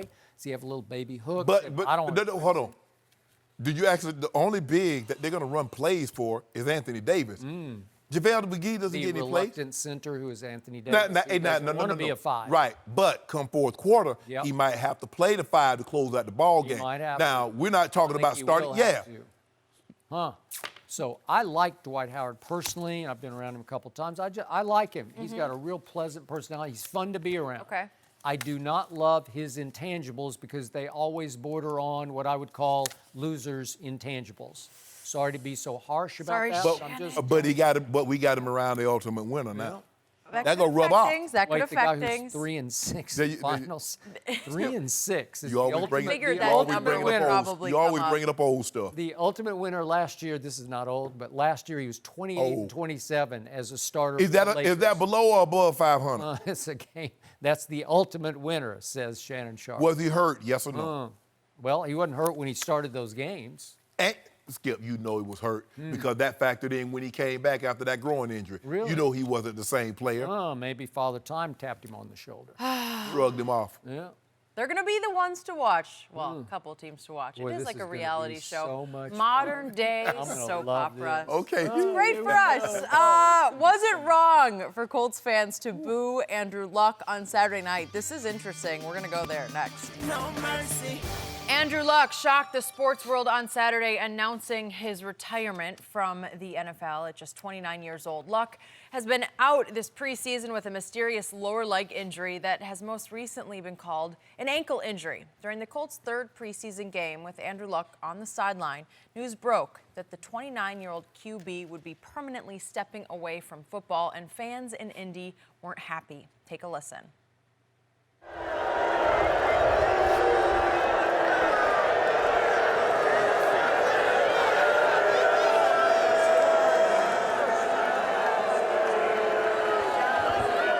So after the game, Luck said he heard the boos and admitted that it hurt. So Shannon, how big of a problem did you have with these Colts fans Had a booing? huge problem.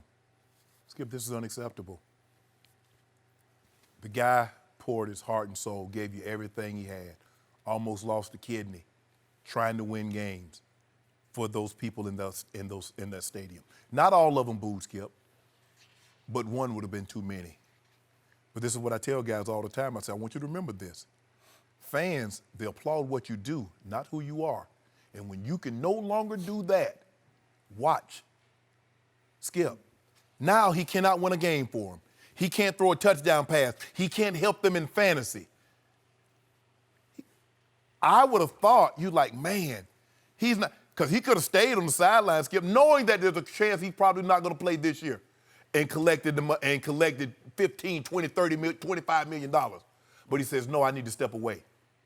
And the appreciation that some of those in that stadium gave him is by booing him. What are you booing? Oh, I'm upset that he's not willing to risk his life for me, for my entertainment, because that's what football is, it's entertainment. And these guys do a great job of entertaining, but because he's like, you know what? I don't want to risk my health this year for your entertainment, you boo him. He can't win you your fantasy, you boo him. He's not going to throw a touchdown, and now you might not have the record that you thought you would have, but who knows, Jacoby Brissett, I think he's going to be pretty good, Skip, especially with that offensive line. They can run the football. Yep. They still got Hilton and some of those guys that can make plays. Ebron, you boo the guy, Skip, because he wants to retire, because he's mentally, physically, and emotionally drained from the last 4 years and what his injuries has done to his body and his mind. And the thanks and the gratitude that you give him for the service that he provided is boo. Get out of here, you sorry rascal. That's unacceptable, Skip. I didn't see it that way, and I didn't hear it that way. I think you're taking this completely out of context, because then you were able to sit and watch him pour his heart out to the cameras after the game. Those fans were shell-shocked by this, because it was a very unfortunate circumstance during which the story broke during the game. Yes. So he's on the sideline, and all they know, he's down there kind of cutting up with his buddies on the team, and he's laughing, and he seems to be in a really good mood, and all of a sudden, they're all seeing on their phones, what, he's retiring? So those fans, to my knowledge, have never booed once Andrew Luck. In all those years, all those darkest hours that he went through there, I don't ever remember them ever booing him. So what now? And I don't think they were booing him, they were booing it. The it was the shock, the frustration, the utter disbelief, the disillusionment of, wait a second, we're not going to have Andrew Luck this year? And I'm sure a lot of them had drafted him in fantasy football drafts. And they don't know anything, because they haven't seen him speak yet, so they don't even know what's going on here. They're lost. They're booing it, because they thought the team that they went to watch. He is the it. Yeah. He is it. No, I'm just saying the team is it, because the team is getting a lot of Super Bowl glow here in the preseason. Right. You know, it was like, here we go. Skip, and you're making my point. Because Andrew Luck can't win them games. That's what I'm booing. They're booing it, but they're not booing him personally because they don't even know what's happened yet. What you They're mean? just booing because So why are they they're booing? at a loss because they don't know what's going So why on. not? Okay, why not wait and find out? Why you got to boo since you don't know what's going on? They're emotional fans in the stands, and as you say, they have to pay the same for those preseason games as they pay for regular season. And again, they're not known to boo him. He had done nothing to them. He had been nothing but perfect, model citizen off the field, right? Skip. So there's no reason to boo him for he did this to us.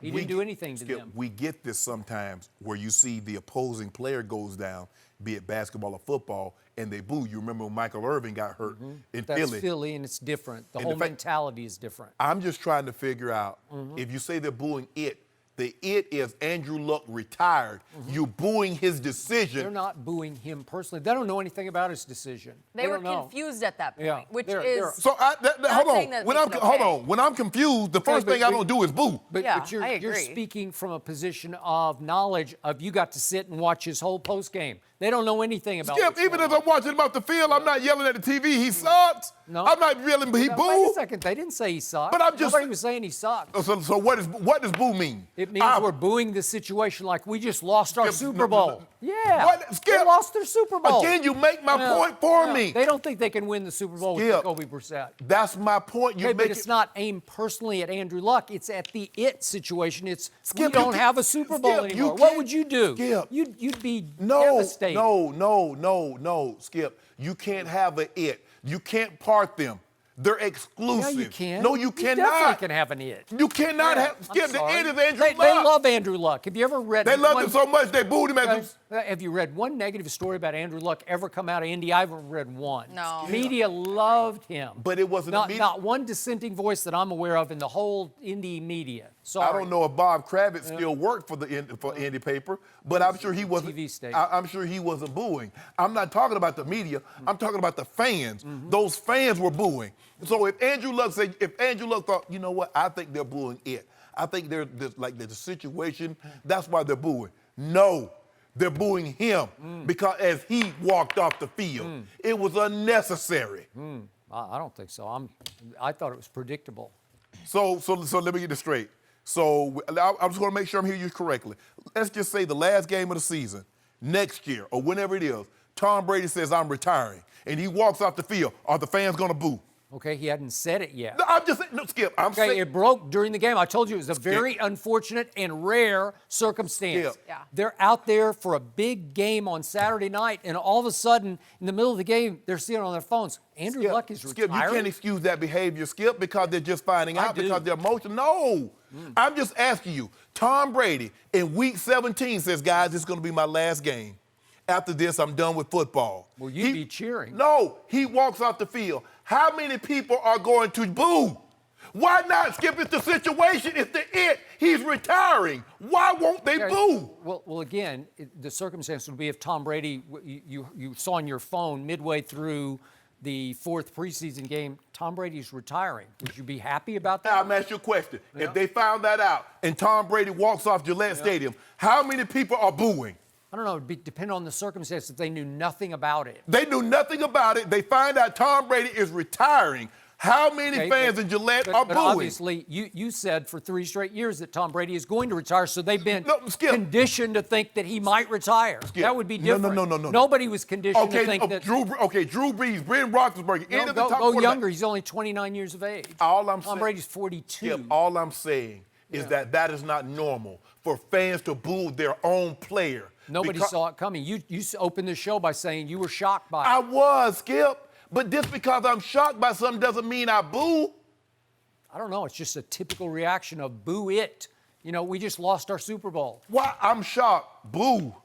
Yeah, I think a lot of Patriots fans would boo because they'd be thinking, Jared Stidham is going to have to take this team over? I disagree. I think this is unacceptable. I think it paints not all of the fans boo, but it paints the people that was in the stadium. It paints a lot of them with the same brush with the people that did boo. And I know it wasn't everybody, but this is unacceptable. I mean, Tom Brady gave those fans 6 Super Bowls. Andrew Luck gave his fans what? Skip. 4-4 in the postseason. He almost got the caught- one AFC Championship game and stunk it up. You know what he gave him? He almost lost a kidney. Okay. He almost lost his life. No, That's what nobody he, cares about that. Exactly. I'm That's just what- saying, they But don't they care. should. That's my don't. point, In Skip. the end- That's in my the end- point. You Nope. make my point for me. Nope, I'm making my point for me. He went 4-4, and in the big picture, he was a huge disappointment in Indy. He was. I don't know if the fans 4-4. would even say that Skip, now. he that wasn't was a Skip, disappointment. you I can't don't know if they compare would. everybody to Tom Brady. Well, by you Tom just Brady, did. no, by everybody. So I guess everybody that didn't go to 9 Super Bowls. Well, you were is a asking me, would they boo Tom Brady? Well, again, he gave him so much, but Andrew didn't really Okay, leave much Phillip, of a what about legacy. What about Phillip Rivers? Well- Would they boo Phillip Rivers? He ain't won a championship. Would they boo Phillip Rivers? Well, I don't know that they think they're a Super Bowl team, like this team thinks it's. Skip, they went to the divisional last year. I got it. I don't know. I don't think there's that love. There was real love for Andrew Luck there. Oh, so you love someone so much when you boo them. No. The confusion was clearly there based Oh, on the timing. huge. And you can't excuse the behavior because when you hear it, and you have said over and over again today that he's a broken man who had lost the joy for the game. But what I hope is that fans will have a chance to redeem themselves if they honor him in a different way at some point, Yeah. because he should not have that be his last moment. Oh, I want you to die. Walking off the I want you to literally down the field for my entertainment, and then I'll Just- applaud. It's harsh. Regardless of if they were confused, it's Yeah. still hard on the guy. What you having to confused deal by? with all A that guy's as he's retired. walking off. It's a Guy's lot to retired. deal with. Yeah, They it's a just lot to gave deal him with. $24.9 million to retire. That's Mr. Irsay's fault. Mr. Irsay said we gonna talk about that, but that's him. Okay, we're going to switch gears. We've been talking plenty about Jay-Z. Will his new deal with the NFL end up having a positive impact? This is good. We have professor and author we Michael go. Eric Dyson. He's going to join the show next and give us his take. No mercy. I'm Jenny Taft. Thank you for listening to the Undisputed podcast. But before the show moves along, here's a quick word from our friends over at the Fantasy Footballers podcast. The NFL season is back, and that means one thing. It's fantasy football time. The Fantasy Footballers podcast is the most downloaded fantasy football podcast for a reason. It has the most accurate rankings as measured by fantasy pros, so you have a leg up on your competition. Want to dominate the waiver wire in your league? Be the first to find those hidden sleepers or grab those breakout stars before everyone else? Then you should listen to the Fantasy Footballers podcast to get the most up-to-date intel to win your matchup each week. Subscribe right now to the Fantasy Footballers podcast on Apple Podcasts, Spotify, or wherever you listen to your podcasts. You can also visit them on the web at thefantasyfootballers.com. Subscribe now and dominate your fantasy football league. No mercy. Earlier this month, the NFL announced that it was entering a partnership with Jay-Z's entertainment company, Roc Nation, to advise on music, entertainment, and social justice projects. Joining us now to discuss this is Michael Eric Dyson, a sociology professor at Georgetown University and author of a forthcoming book about Jay-Z due out later this year. Michael, good to have you with us. Thank you for having me. Yeah, you wrote a piece in the Washington Post about Jay-Z's involvement with the NFL and the subsequent reaction, drawing parallels to the relationship between Malcolm X and Dr. Martin Luther King. You say in the piece that this collaboration will actually have a positive impact. Can you elaborate for us? Yeah. Well, I think, first of all, people have overreacted in regard to Jay-Z's involvement here. A, they don't know what the exact involvement is. B, we haven't given him a chance to test his theory about how he can impact it. And three, this is what we're talking about when we say we're asking for a seat at the table. On one's own terms. Colin Kaepernick, who has unfortunately and unjustly and unfairly been denied the possibility of playing on the gridiron, is a real issue that must be addressed. And the subject that he was protesting for, oppression against African American people, systemic injustice, structural inequality, and racism, are still real. And should Mr. Kaepernick be granted justly a job tomorrow, the issues that he wants to confront are still there. Therefore, we must have a dual track here to secure justice for Colin Kaepernick, but also to address the broader issues that are at play here.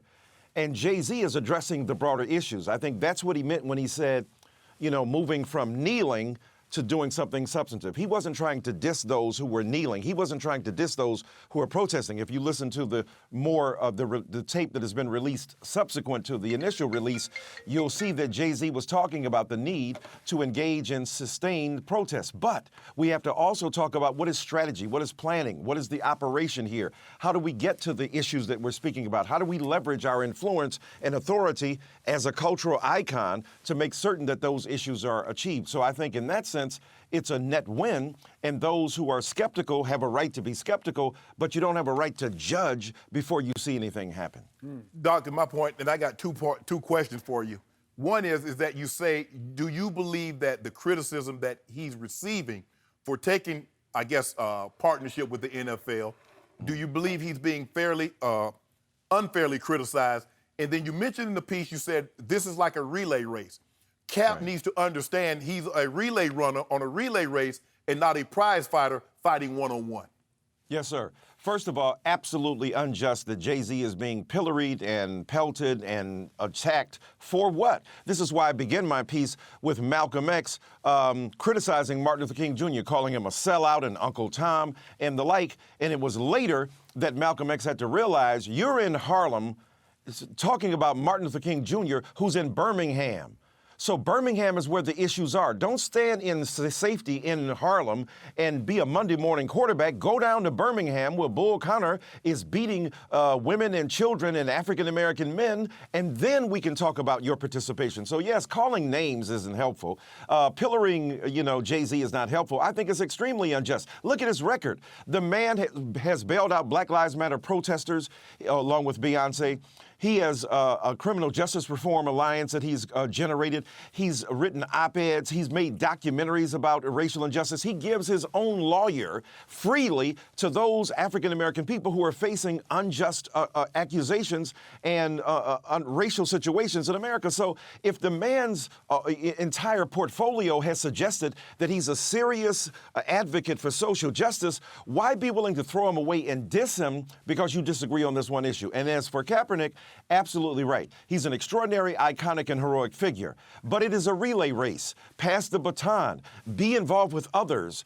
Join with Malcolm Jenkins, Anquan Bolden, Benjamin Watson. Speak about the necessity of both taking a knee to protest, talking about racial injustice, and coming to the table to make something about it, to do something about it. If the NFL owners, who have been ridiculous in many ways in denying Cap his just ability to get on that gridiron, are there, and many of them are Trump supporters, they've just hired a guy named Jay-Z who has been explicitly critical of Donald Trump.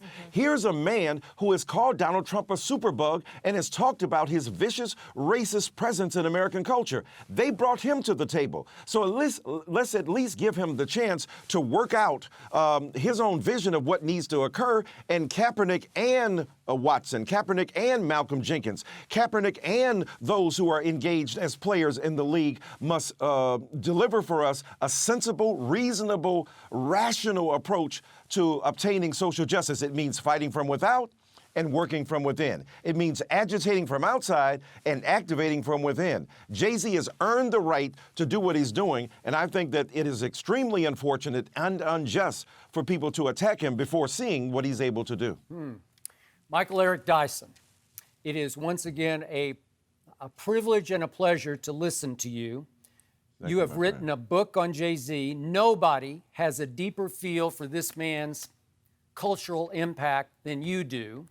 I must admit, and we talked about it on the show last week, when I first heard from Jay-Z, we're past kneeling, I winced at that. But then, as I told Shannon across the table from me last week, if the grand design here, and Jay-Z is one of those people you should not bet against, but if the grand design is for him ultimately to maybe own an NFL franchise, to not only to have a seat at the table, maybe to have a voice behind closed doors in that room, then I'm all for it. Could you see that happening, that Jay-Z could ultimately be the first black owner of an NFL team? Without question. You know, you can't bet against Hove. Here's a man who came from the bottom.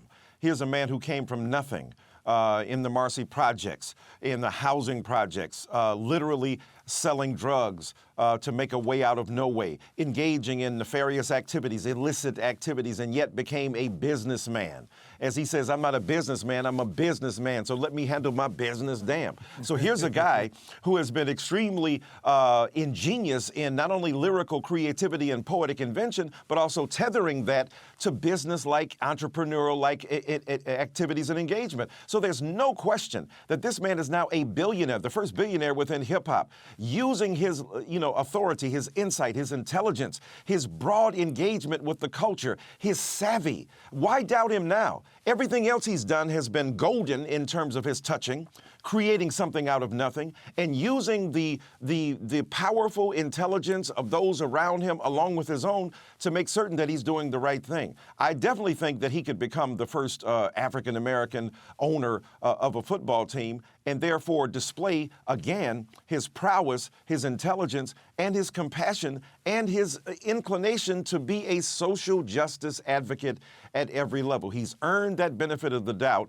and I think there's no question that Jay-Z has those skills. Who you know fresher than Hov? Riddle me that. The rest of y'all know where he's lyrically at, so there's no question about that. Doc, Eric Reed said something that it gave me pause. And when he said Jay-Z hadn't taken a knee, Ben Franklin had a famous quote. He said, only when those affected or unaffected are as equally as outraged as those affected can change come about. Because Jay-Z didn't take a knee, he doesn't have a right to try to fight for the very thing that you're fighting for. If we're trying to get to the same destination, does it matter the different path we take to get to that destination? Absolutely not. And I admire greatly Mr. Reed. He's highly intelligent. He's articulate about his viewpoint, but I disagree with him in this regard. Jay-Z didn't take a knee, but he stood tall to represent the culture from which he emerges. He didn't take a knee, but he was able to stand up on his own 2 feet and represent intelligently his perspective in the world. So if you're part of a relay race, that means everybody ain't doing the same thing in order to get the same product. Look, I worked in a factory. Automobile factory. So I was working as a welder, right? An arc welder, trying to make sure that the wheel balance was correct in the wheels of the tires. So that's what I was doing. Somebody else working on the windows, somebody else working on the fenders. If you say, you never made a fender, but I made the wheel brake drum. But together we created a car. So you're kneeling. That is, Mr. Kaepernick's kneeling, somebody else raising a fist. Kenny Stills down in Miami doing what he's doing, which is extremely helpful and I think a good thing. We need everybody together, but everybody can't do the same thing. You have a division of labor. Everybody can't be a wideout. Everybody can't be a running back. Everybody can't be the quarterback. Everybody can't play offense and defense. So the point is you got to have a division of labor. To suggest that because Jay-Z didn't take a knee doesn't mean that he didn't also engage equally, if not much more so, over a history of 2 decades of doing the right thing in his own music. Here's a guy talking about police brutality long before Eric Reed was talking about it. He said, Bin Laden been happening in Manhattan. Back when the police was Al-Qaeda to black men. So the reality is that this guy, Jay-Z, has made an extraordinary career about articulating the issues of police brutality, social injustice, economic inequality, and racial oppression in this country. He has earned his right to do what he does and to say what he believes. So do you think that Colin Kaepernick and Eric Reed and Kenny Stills will be mature I'm sorry, I lost enough my piece here for a second. Okay. We lose you for a second? I got it right. Do you think that Eric Reed and obviously Colin Kaepernick and Kenny Stills will be mature enough to eventually step back, take a deep breath, and see Jay-Z's bigger picture? I hope so, and I think so. Look, they're all remarkable men.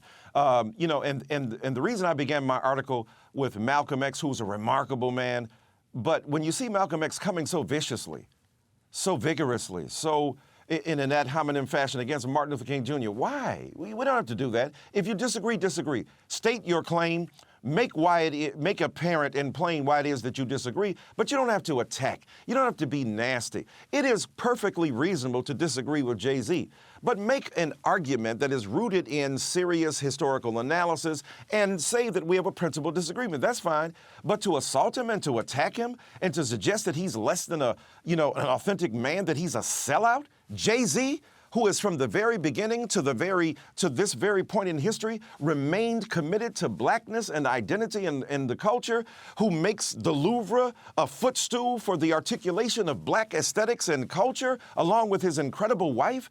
I mean, these people have done extraordinary good and have had goodwill in this world. So I hope that Mr. Stills and Mr. Reed and Mr. Kaepernick will understand, because they are beautiful, powerful, engaging figures, but it's not one way or the other way. There's more than one way to get to Sunset. If one street is closed, go another way. That's why detours are there. But the point is, we're still aiming for the same goal. There are many ways to skin a cat, and there are many ways to deal with a pigskin. To throw it, to punt it, to kick it, to receive it. We must all be involved in an equally engaging fashion and not, remonstrate or narrowly, despise those who may disagree with us. And I think that's wrong. To call names, Malcolm Jenkins is a highly intelligent, gifted ball player who said, I'm going to receive, along with Anquan Bolden and the Players Coalition, this $89 million that has been made as a concession from the owners of the league to do good things. What have they done? Hooked up with the Advancement Project, the Black Male Project. They've given money to projects that are serious about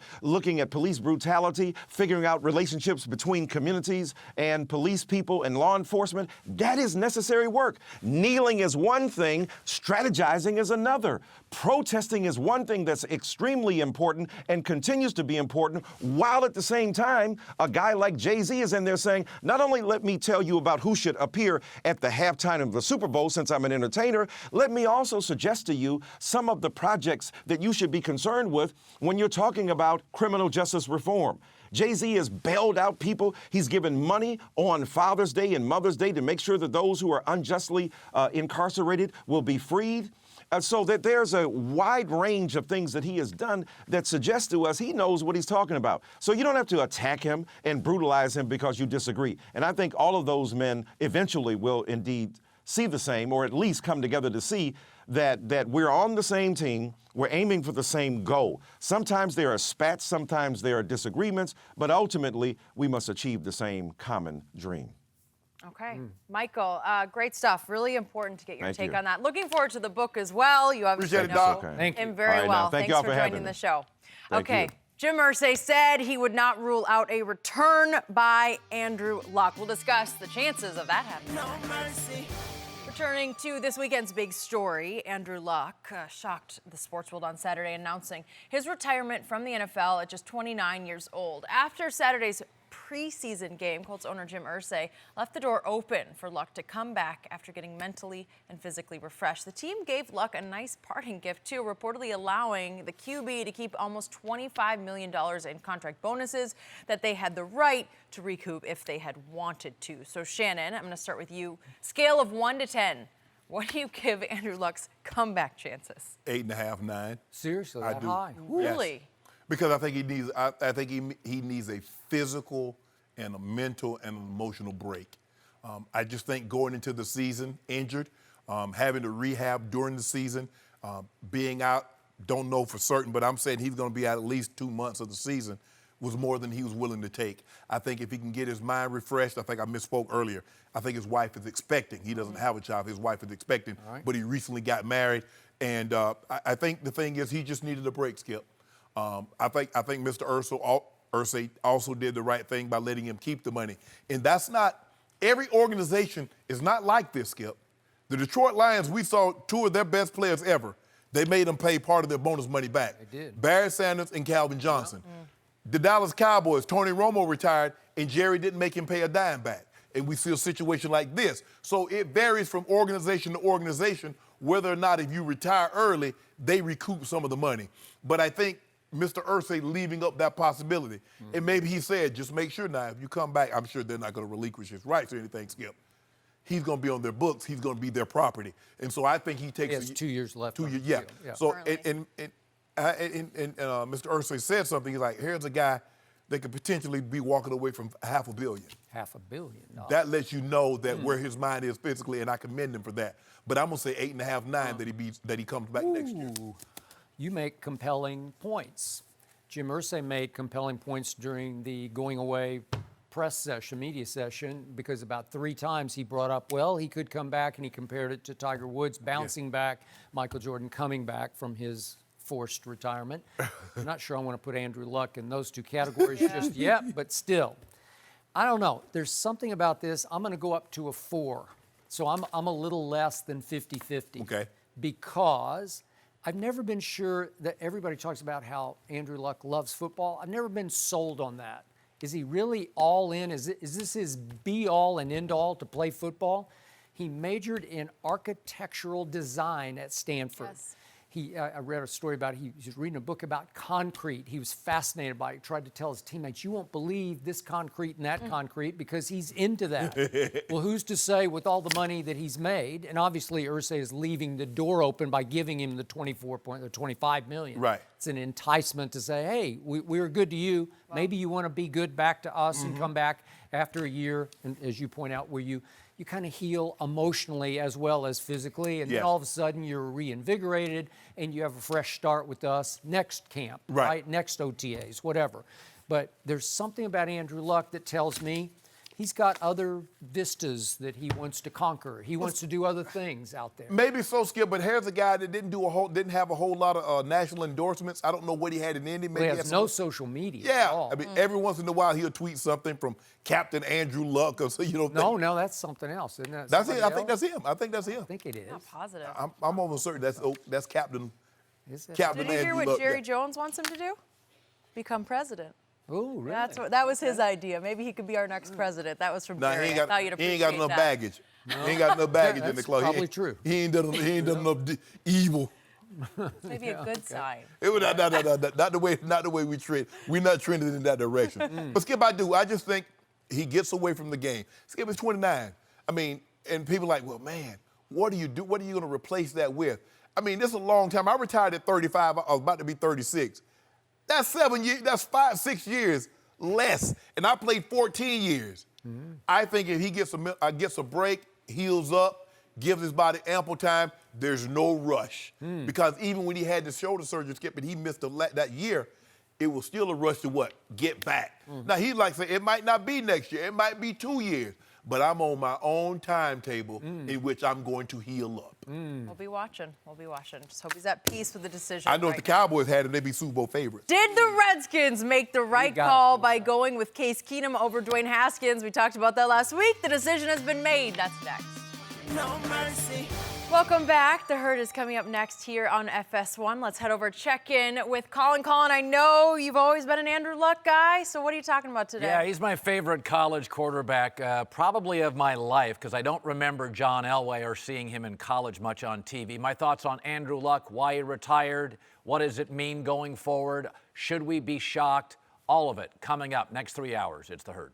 Okay, time for our final topic of the day. The Washington Redskins named journeyman Case Keenum their starting quarterback over the weekend, getting the nod ahead of rookie Dwayne Haskins and the injured Colt McCoy. Head coach Jay Gruden said that the team has, quote, great confidence in Keenum's ability to lead the squad. So, Skip, what is your reaction to this decision? I am disappointed, and I'm now very concerned about Cowboys at Redskins in week 2 because I respect Case Keenum, and I will fear Case Keenum in week 2, and I wish they had thrown young Dwayne Haskins into the fire because it would be a metallic blue fire in week 2, and we would have a pretty easy time. Now I don't think we will have an easier time with Case Keenum. No, that's wrong. In 99-year history, the flukiest season that ever was directed by who, Skip? Watch him pull off the flukiest win ever opening day at Philly. Watch him pull that one off. Skip, there's a reason why Case Keenum is on his 5th or 6th team. You and I both know he's not very good. He's pretty good. No, he's good. Pretty good. He's good. 26 and 28 as a starter. That's pretty good. If you need a backup to come in and spell your starter for 4 or 5 games, that's him. But there's this thing in the NFL they call expectations. The moment the Broncos gave him $18 million to be their starter, what did he do?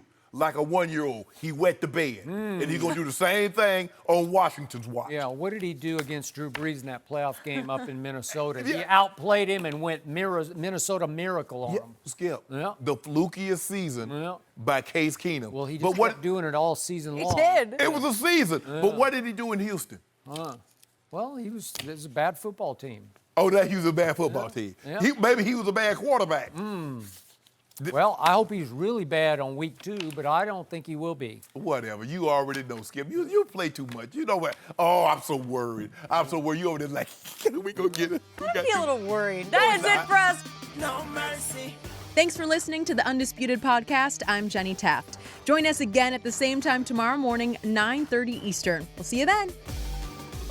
Fox Sports 1 of 1.